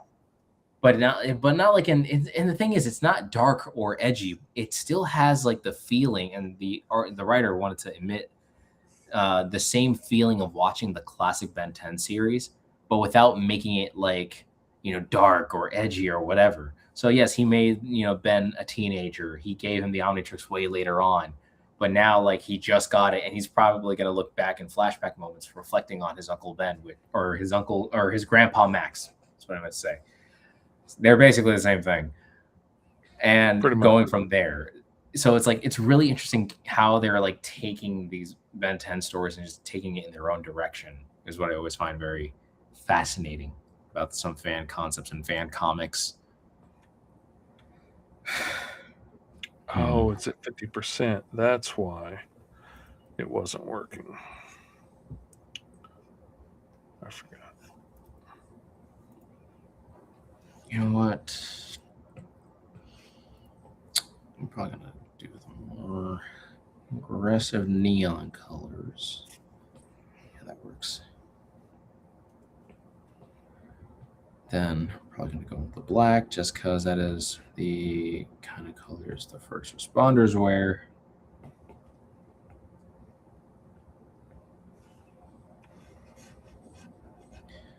They want you. They want you. They want you as a new recruit. And I think so. Spider Panda also ended up saying like, then you can do engine 2, engine 3, and so on and so forth. Like, I like the idea that maybe his profit seeking ends up also creating a new like system for his suit designs and stuff like that. Getting to create kind of like in Kamen Rider or in Power Rangers, they'll always have like a power up mode. So like, sure, he might be, engine, he might be just the baseline, first responder firefighter hero. But then like engine 1, it'll be like you take the fire hydrant and then it becomes armored pieces on his body. And then you have engine 2, and then it's like some other variation of like firefighter equipment until like the last one being you end up piloting the truck itself as like a mech. That would be very interesting. That could be cool. And good toy opportunities right there as well. Oh, yeah. Gotta love the toy opportunities.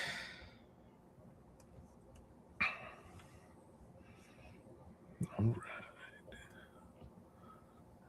Like this. Fleshy. Anyhow. All right, try this. We're gonna do that. And then we're gonna add white for the shine on the visor.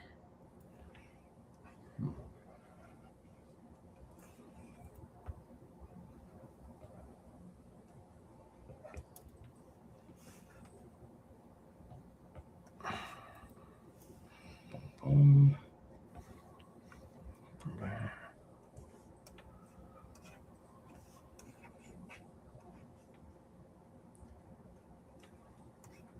It's actually not bad. I feel like there's something. I feel like I need to give it another color, of some kind, to help give it a pop. Here. Get all the human monies, he says. Get all the human monies. Or should it? No.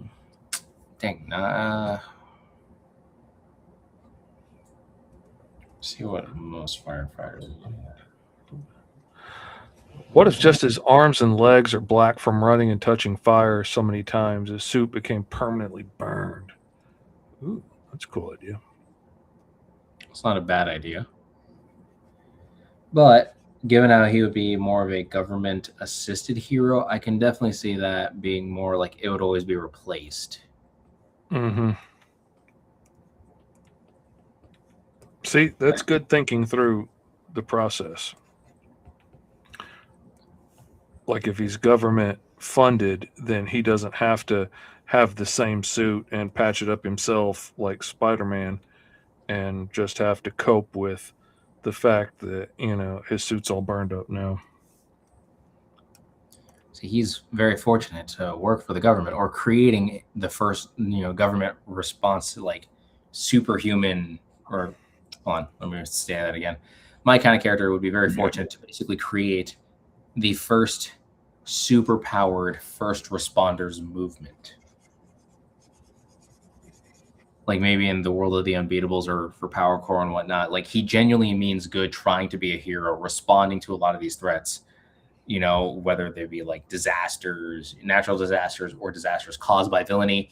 Their job is not to really take out the hero, but their job is to essentially like help rescue people, which could show that being a government funded hero isn't a bad thing. Like I think for like some, like I guess some concepts that I have for the world, for my Unbeatables world, is like there are some superheroes that are strictly like kind of like Vought or like from the boys. They're basically meant to have like superheroes for the sake of publicity. They're like, they always want the Justice League. They want like celebrities, if you will, but they don't really care about, say, the real heroes, first responders, soldiers, that kind of thing. They don't really care about helping people, just like being seen as heroes. Like this is a publicity stunt for the company to get good ratings and whatnot and heal their image. And exactly. So for this world, I can definitely see this being more of a, it's like, look, we thank you for what you're trying to do here, but the real heroes are now here. And then you see like the responders are like, okay, fine, whatever. Like some of us are trying to be actual heroes, and then you guys are just being jerkwads. Like, come on.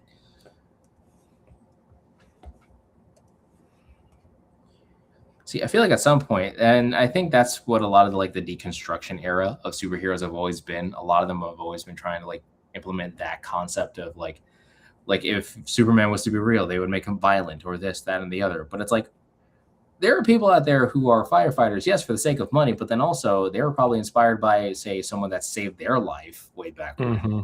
You can't really take that out. And like I said, there are volunteer fighters who are doing it just to help people out, just because they're that guy that likes to help everybody and, doesn't want to see somebody lose their home and everything just because you live outside of the city and they can't afford to have a paid fire department out there. Like most of Arkansas is rural areas, and most of those are covered by volunteer fire departments that are just your neighbors willing to, get up in the middle of the night and go running when that radio goes off saying somebody needs a hand.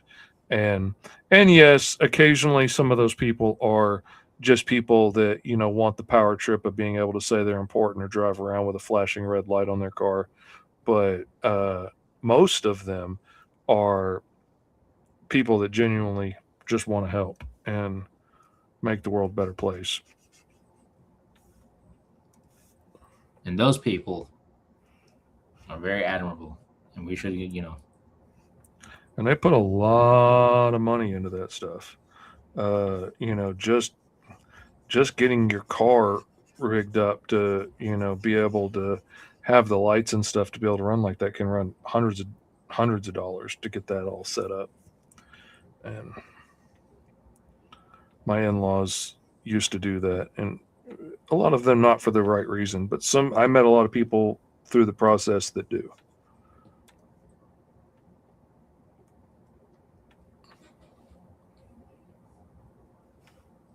And we love them for that. So then we got Weird Dope saying, Mr. Fish, does your character have the diarrhea lettuce? That would be a crappy power, but I'm bummed. LOL.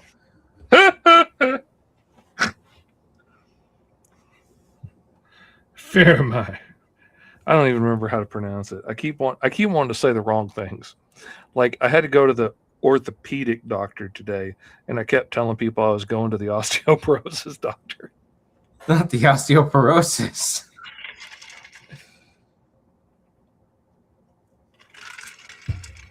Like I keep wanting to say the Ghirardelli bacteria, but Ghirardelli is a chocolate, I think.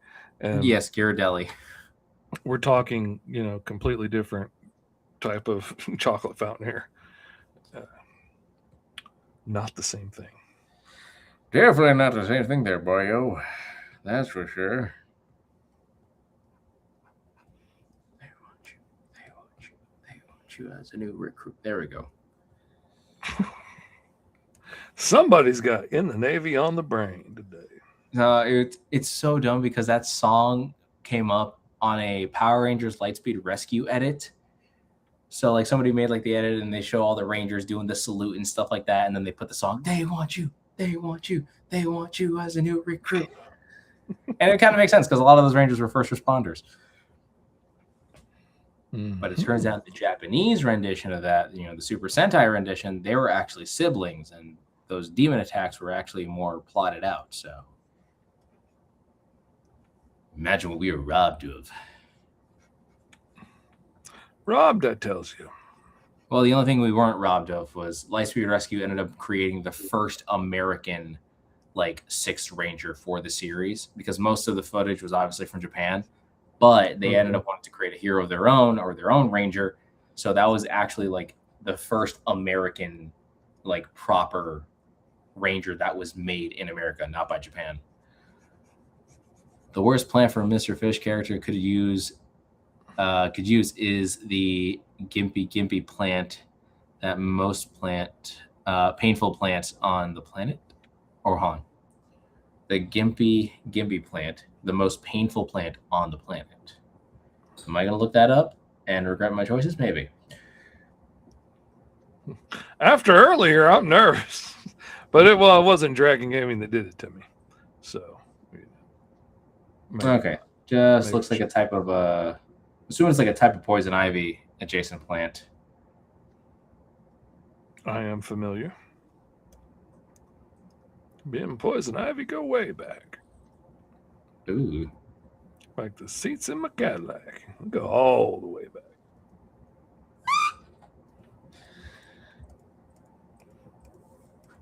I used to get poison ivy so bad every single year that like half of my face would be blocked up and I wouldn't be able to see out on one side. Every flipping year because of the fire. Because we would burn it. We'd be burning all the scraps from the yard and we'd be burning the poison ivy in there with it. And every year I ended up walking through the smoke, and the smoke is so much worse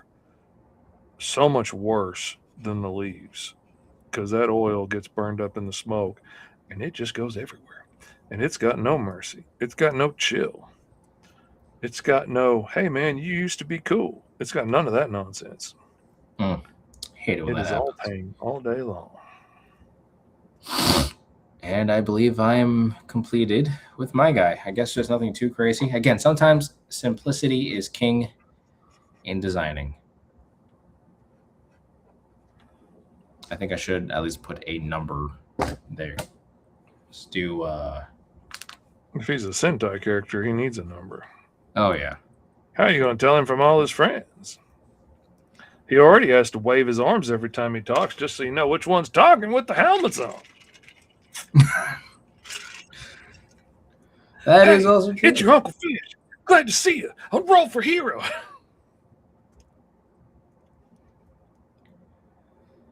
Let me see. I think this one should suffice. So Let's poison do- ivy smoke is ultra heat resistant? Oh, well, it is. Yeah, would you It look is at that deer? Brutal. Hoorah. Last time it got me, ate a big old hole in my arm. My mom thought I got the flesh-eating bacteria from Africa. I had to convince her that I hadn't been to Africa. Just been in the backyard. She didn't believe me, of course. Called me a liar to my face. But oh man, she was ready to take me to the Mayo Clinic. Ate a big old hole in my arm. But surprisingly enough, after it ate that big old hole in my arm, I've gotten it since. Used to, if I got one dot on me anywhere, it would end up covering half my body in a day or two, easy. Like it's just spread like crazy. I was really bad allergic to it. But I guess after getting it enough times, and that one time it ate a real big hole in my body and like ate down into the meat.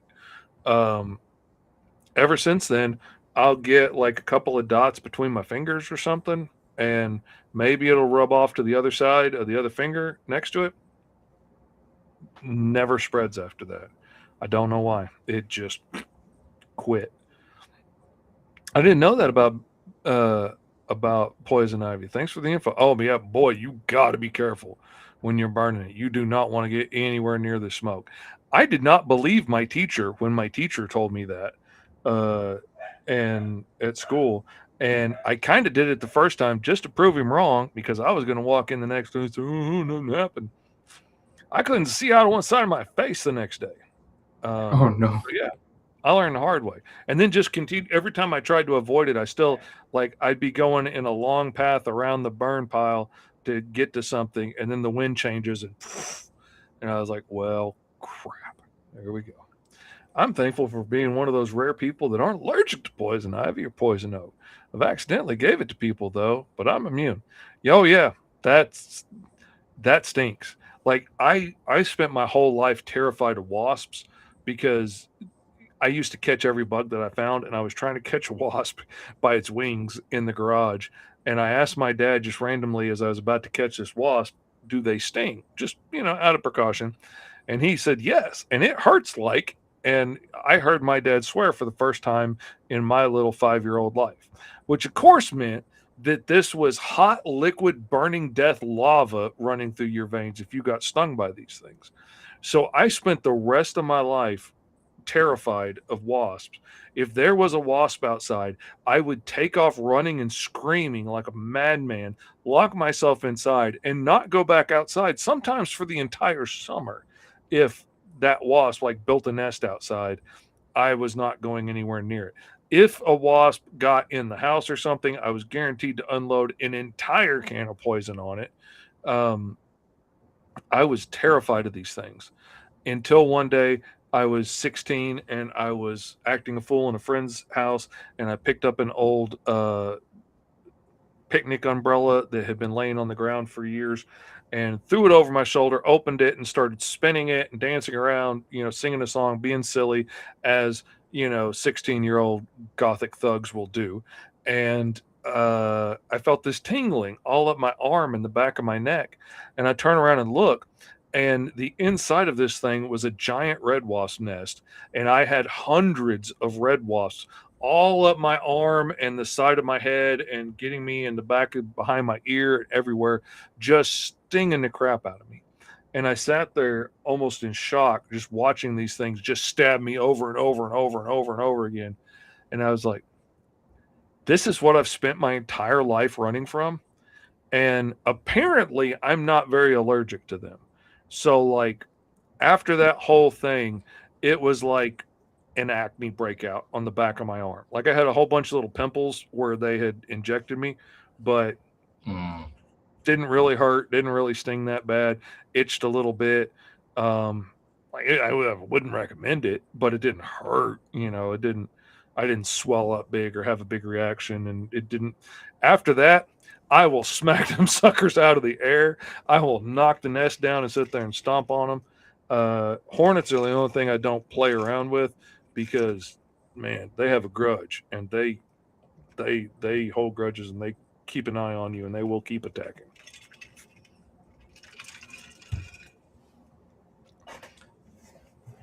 Like SpongeBob with the butterfly, LOL. Exactly. When I was 5 or 6, a wasp flew in the car window while we were going for a drive, went right down my tank top, and got me about a dozen times before they could get my shirt off and smashed it. Oh, man. Question. How allergic are you to that with not being allergic to the poison ivy? Just curious. Made me hate wasps forever. Now I unalive every single one I see. I can't blame you. I cannot blame you for that reaction. But again, like where before I would run from them like a maniac, now I will run straight into them and smack them out of the air. Occasionally, I'll just grab them and smash them in my hand. I mean, I'd rather not get stung, but I'm not afraid of getting stung. This guy almost looks like a psychotic strawberry to me. I was going for some patterns off of some more tropical plants with the breaks in the skin and stuff, but it looks like I just colored the seeds on a giant strawberry wrong. Now that I'm done with it.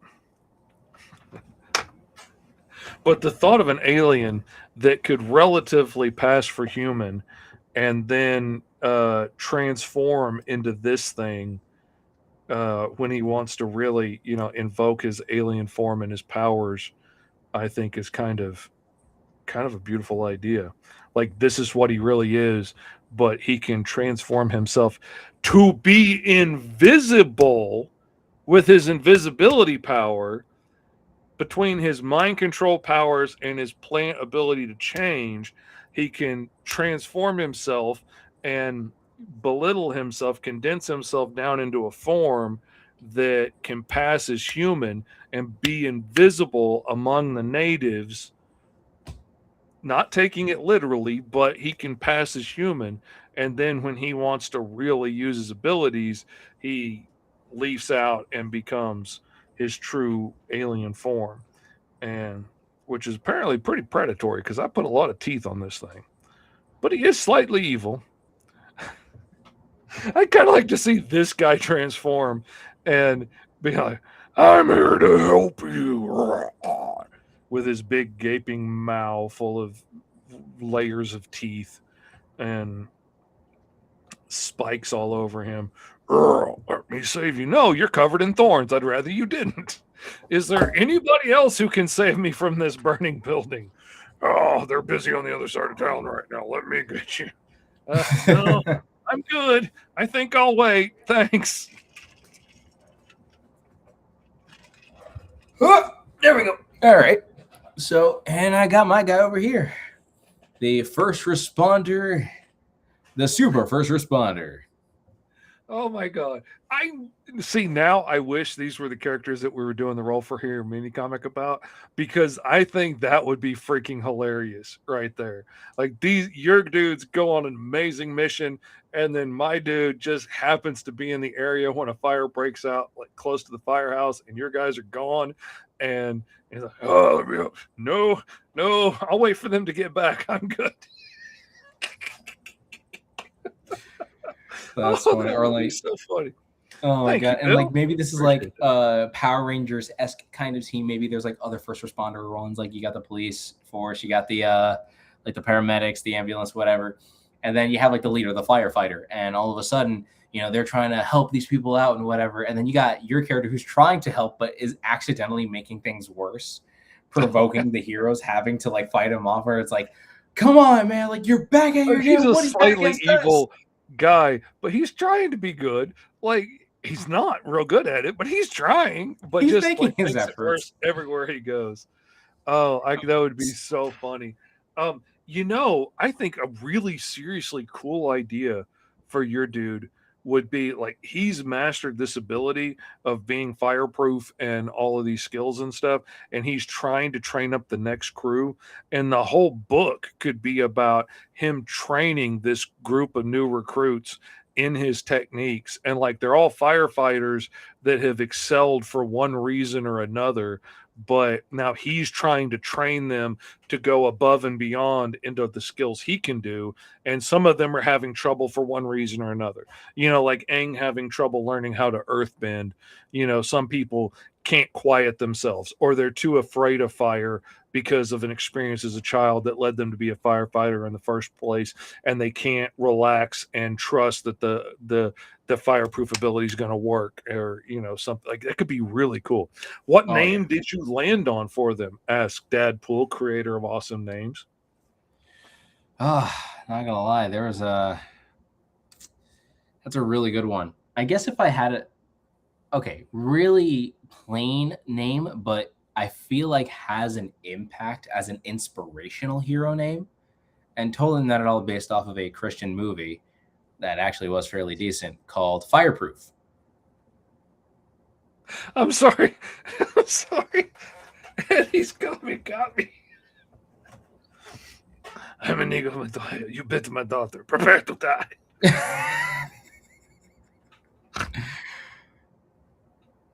Okay, you were saying. All right, before we got sidetracked. No, you good. A fun inspirational name, but also based on a Christian movie called, and I think his name would be Fireproof. Again, there is a Christian film about that. It's about a bunch of firefighters.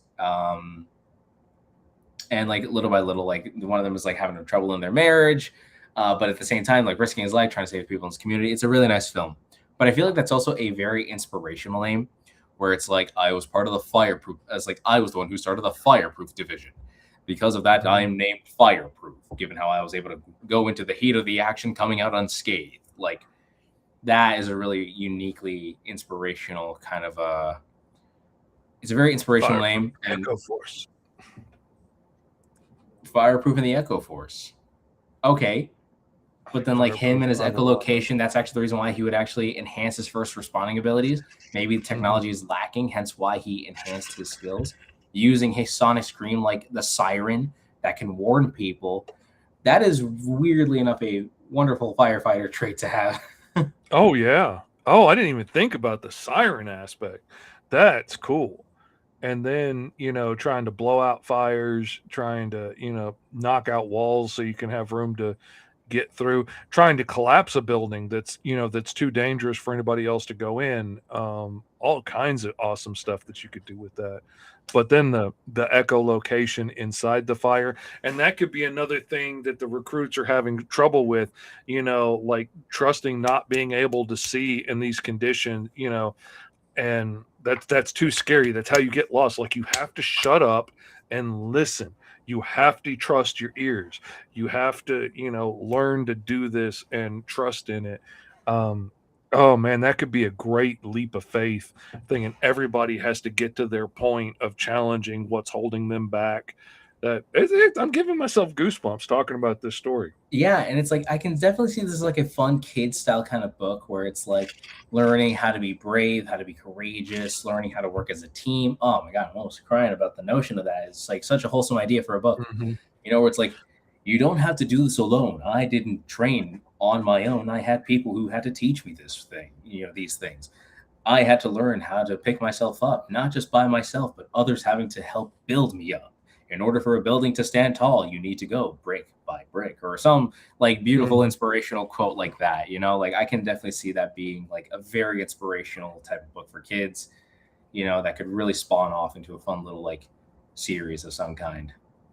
No brick stands on its own. No brick reaches the top of the wall alone. It builds upon the layers that came before it. It learns from the foundation that was laid in the beginning.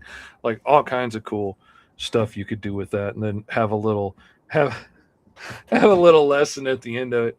In today's book, kids, we saw what happens when you try and go it alone. Remember, there's always people there to help. You can always talk to a teacher, or your parents, whatever. Yeah, that could be fun. That could be fun. Oh man, I dig it. And I don't think my plant dude's going to get a whole lot deeper, but I think he's fun nonetheless. Do the what to do in case of a fire comic pamphlet. There you go. Remember, kids, you're not fireproof like we are. It's Because like we're all I might be training to walk fireproof, into but fire and understand not I'm be a afraid. cartoon. If you believe hard enough, you'll be fireproof too, kids. Oh, that would be horrible.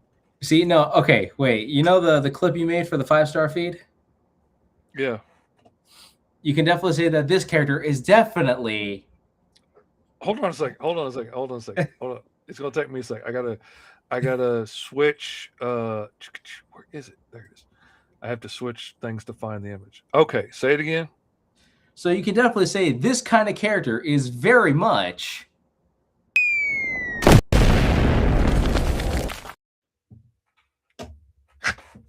Oh, that makes me happy. I definitely need to put the grounded sound effect over that. And Ryan doesn't know I made that. So if any of y'all watch the 5-star feed, don't say anything about that. I'm going to surprise him with that on the show. Um, but it's going to be funny. And if none of y'all watch the 5-star feed, it doesn't really matter and you'll get why it's funny. But that's okay. Fireproof. Quick, plant trap. Stop, drop, and roll.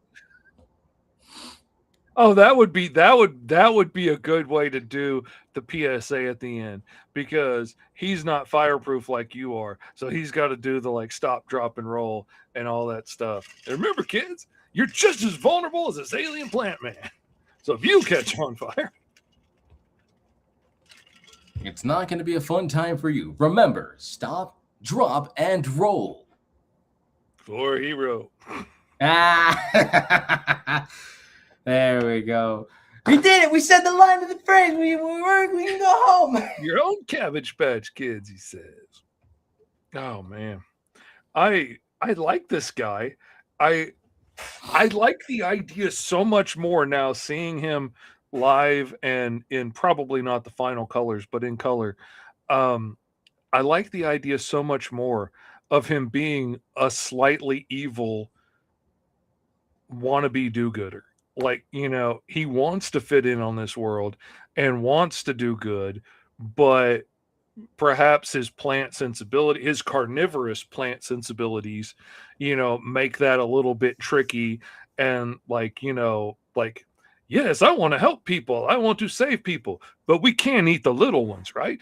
And, It's like, no, saves a no, woman and her baby. And they're like, okay, and as a thank you, I will take this snack. No, it's just a little one. You can make more. they grow, right? They're all seeds. You have 2 more. Also, I will take this time. So obviously, I'm loving this character design as it is, but I will show you what I ended up drawing on my own time. I wanted to do a solo roll episode at some point, so I might as well show it off while I have the chance. I got this guy right over here. Luminous is his name. A light powered, what's it called? He is a dude who has what are his powers? I have them written here. So he is a truly heroic kind of guy who is bound by responsibility, who trained his body to peak performance, obtaining the power to alter his body, meaning to grow and to shrink. So like Ant-Man style. So he trained his body to shrink and to grow. How that happens by training, we'll never know. As well as the ability to control light, and his skill being to have like high tech. So Luminous over here has, like the mechanical arms, the mechanicalized boots that can entrap the light control powers, and he uses it through his visor and stuff like that. So that's what I more or less came up with with this prompt right over here. So his name is Luminous, the Light Bearer. So this is a lot of fun to put together. And the original idea is that I want to go for more like a karate kind of an aesthetic for the character, since like, training with the Tibetan monks concept. But I ended up looking more like a weird stylized, like coat or a weird hoodie of some kind. So I'm laughing at Eddie's arch rival, the Salad Shooter, and now I'm seeing like that Spider-Man cover with the Punisher, and he's facing off against the Salad Shooter. And like, I trained to be a deadly assassin on my parents' farm by shooting the carrots and potatoes as they propped with up the Thousand Island Rancher. And so now, like, his whole thing is like killing plants. And now there's actually one worth, running around hard to shoot. He's like, stick in the ground and be still, why don't you? I only know how to shoot things that aren't moving. None of the trees I slaughtered ran like you coward. Oh. It's totally a what the episode right there. That would be funny. You gotta love it. Rancher. Got you. Oh man, he's coming for your islands. You gotta love it. This is a lot of fun for a little roll for hero session, and I can't wait to see what we actually come up with for the mini comic. Because I mean, the idea for these guys are really hysterical, but mind you, we're probably doing that thing where we're hyper fixating on the idea for the time being, and we think it's like such a fun plan. Like, mind you, we had all of season 2 to do Jupiter, Jack, and Meteor Mandy. So I feel like if we ever were to hop on anything, it would be something like that. But I feel like, again, kind of like with some other episodes, like when we talked about like the steampunk world with the aliens, like Shelbyville and, Featherwind and whatnot, I always felt like, we will always get onto this topic. So like the idea of like a Sentai group of first responder heroes, and they're trying to train one of the monsters who's trying to do good but still has like their evil tendencies, I think is a very comedic series in general. Oh my god. If he came, okay. Now we got to, like, he came to Earth, like when he crash lands and like grows into a big giant plant monster roaming around, and they have to take on this giant monster just to realize that he's not quite as evil as most of the guys that they take on. So they try and train him to be a hero, and he's the big goofy dumb sidekick. And like, oh, it would be so funny. I'm trying to turn what was going to be a monster of the week into, he's now the poorly trained puppy hanging around the fire station trying to learn to be a do-gooder. And I mean, the bright side is they definitely have nothing but purified oxygen if they end up, getting it from this guy. Yeah. Oh, that would be such a funny issue right there. But again, Russell the Brussel. Okay, no, Russell is a really funny name. It's like, what do we call this guy? Russell? It's like he's rustling around like a bush. It's like Russell the Brussel. That could be a secret identity. His name is Russell. My name is Russell Brussel of the Brussels sprouts. Now, again, I think, yeah. And of course, we wouldn't have came up with these very interesting character concepts had it not been for the Roll for Hero Handbook, which you can go continuously support right now on the Kickstarter. Again, we have hit the limit. We've hit the limit of $1,000, so we're already fully funded. But now at this point, it's just to see what other fun perks you guys can unlock, from custom artworks, from your Uncle Fish and Uncle E, to being a part of the process of actually getting to chuck out some very fun ideas for the Roll for Hero handbook or the mini comic. And not only that, just getting to see if you're going to be able to get some dice, the books from the files to actual physical copies. Again, these characters would not have been made had it not been for the Roll for Hero handbook, some dice, and our imaginations at play here. This was a full-blown blast and a half to put together. This was a really fun stream. And again, we was I planning on drawing a firefighter character today? Absolutely not. But was it fun to draw it? Absolutely. And I can't wait to see what other fun characters we get to put together. As for the mini comic, Fish and I kind of discussed that he would be sketching and penciling out most of it. I will be doing the inking on the majority of it. So we're going to kind of go from there. I believe we're doing this as a black and white mini comic, if I'm incorrect. Mm-hmm. Yes. Yeah. So it's going to be a black and white mini comic. Maybe, who knows? We can probably shoot for the idea of having a full colored comic for later down the road. Maybe depending on, how well the mini comic does. We'll probably go from there, and then getting to, create some other type of, content, other stuff, and all that other kind of fun and unique ideas. Again, go support the Roll for Hero Kickstarter. Again, is going to be a blast and a half to see you guys at the privated streams. Again, backers only are only allowed to be a part of the streams, getting to see what kind of characters we're going to make, what kind of story we have in mind for these characters. And again, think of it this way. What we just did right now is more or less a really solid example of what we're going to be doing for those, backer only streams. And again, Sniper Panda and Dadpool and Dragon Gaming got to have such an input on Eddie, on how these characters ended up becoming what they're going to be someday. Like, that's what you get to do by joining in on Roll for Hero. It's going to be a lot of fun. It's going to be a lot of fun. You don't want to miss out. That's what I'm saying. Yeah, exactly. So again, go support the Roll for Hero Kickstarter. It is going to be a blast and a half. Again, as I was stating before, what we did here on just this stream alone, again, creating a whole, like Sentai adjacent, hero over here. And then he basically created the monster of the week, now trying to do good. And now that's a whole fun story that we can expand upon if we wanted to. So imagine what your impact is going to have on the privated streams. We're going to roll up a brand new character. We're going to do the heroes, the villains, whoever, and we're going to figure out what their story is. But then again, it's going to be based on the characters. And from there, we're going to expand upon how the world works, how it functions. Is it going to be set in, the world of, the Grub and Power Core? Or is it going to be more or less set into the Green Zone? Or is it just going to be something else entirely different? Who knows? That is for the dice and for y'all to dictate. Again, at the Roll for Hero private streams that you can support now at GoMrFish.com or the Kickstarter for Roll for Hero, a segment of our channels in which we let the dice dictate what on God's green earth we will be drawing for today. And yeah, this is awesome. Thoughts on the Clayface trailer? Looks really interesting. Also, I got to finally see Spider-Man Brand New Day. The best Spider-Man film to ever Spider-Man film ever. I'm so jealous. I want to go see it, but I've been so busy trying to get the Kickstarter together and get it launched. And you know what? Hey, listen, valid enough. And it reached it. I feel like you can celebrate with the Spider-Man movie, in my opinion.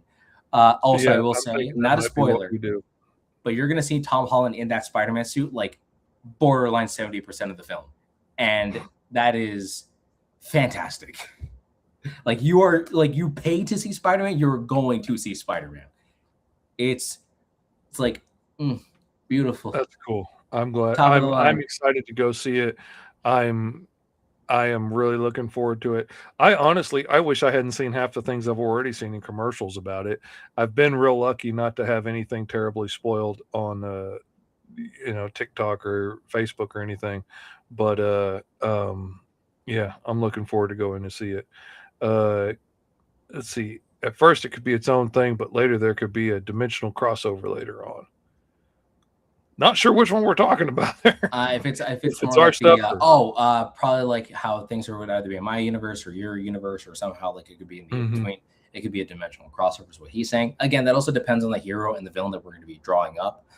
Yeah, it totally depends on like what we come up with as a group. It could be some far-fetched sci-fi space adventure, or it could be some antique adventurers back in the day, Journey to the Center of the Earth kind of thing. Who knows? Who knows what we're going to come up with? It could be sci-fi. It could be fantasy. It could be urban. It could be the street level city type of story, like, Daredevil or some of the early Spider-Man comics, just being very down to earth, ready to, fight crazy intensive threats with nothing more than, grit, spit, some duct tapes and chocolate pudding. Who knows?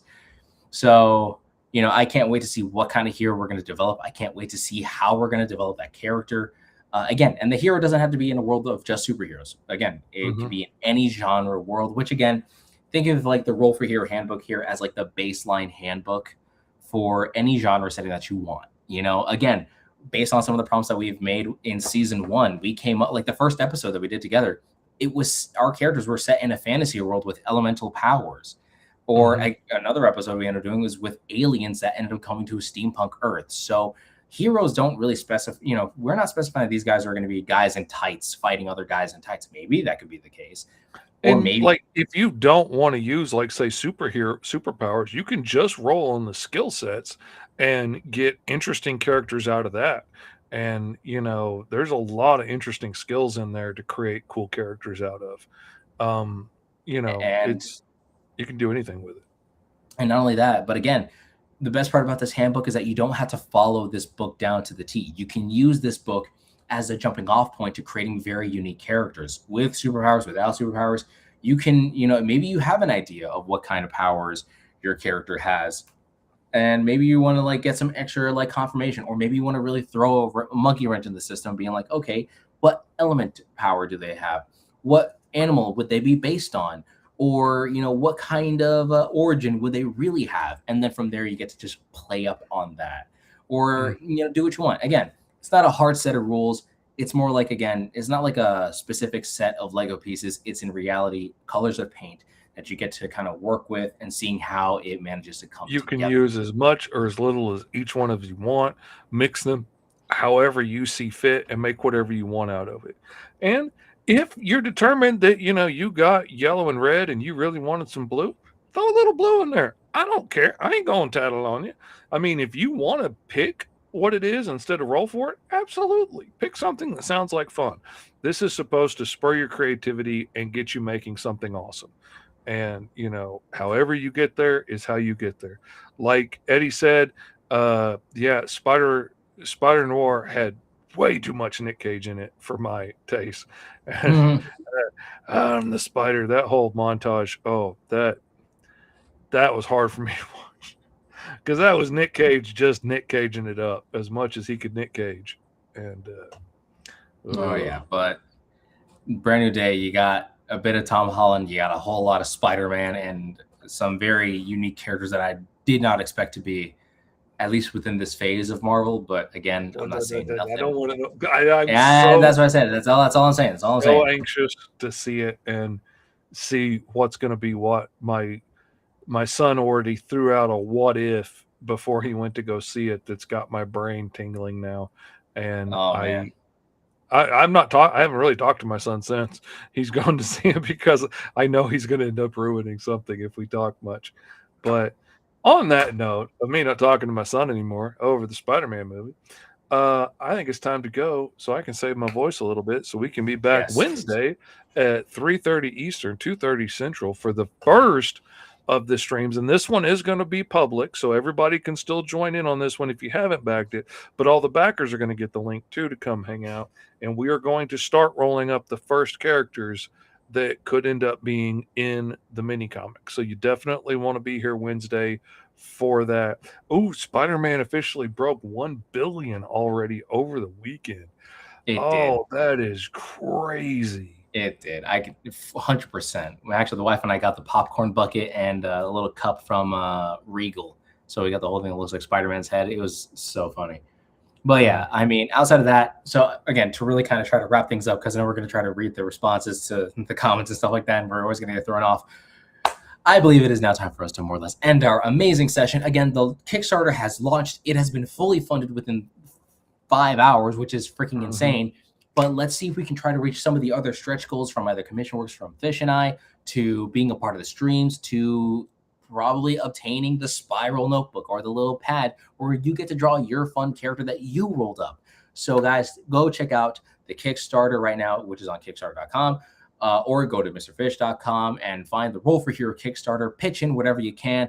Any bit of that support does help out by a metric ton. Again, it is taking at least me a step further into really kind of getting myself out there. It gets Fish a new opportunity to really, create something on his own. And again, mind you, for Fish, he has created projects, was the artist for many books that, Kickstarter enjoyed. But this being a project that was, the combined efforts of both of us, and let's be honest, Fish has done most of the grunt work on this, being a Kickstarter project that has been very much admired, that is saying something. So guys, please go support the Roll for Hero Kickstarter. Again, we've reached the limit, but we want to go beyond that. And we want to see what else we can kind of come up with, seeing what else we can do. I would love to get onto the sci-fi extension pack, and we could probably do other ones from there. But outside of that, it is time for us to more or less end our session here. These characters were fun to draw. So to my nieces, nephews, and to those in between, make sure to follow these 3 simple rules. Make sure to stay awesome, to stay weird, and always to keep life to the easiest. And remember that art inspires all, but you can inspire more. But until then, stay ultra. Roll for Hero! And even if you were to have like a prompt of 10 different things, right? Like say if you had one prompt of like, oh, like here's 10 different personality traits, here's 10 different superpowers, here's 10 different drawbacks. I like coming up with random list of powers and then just see what I come up with. Imagine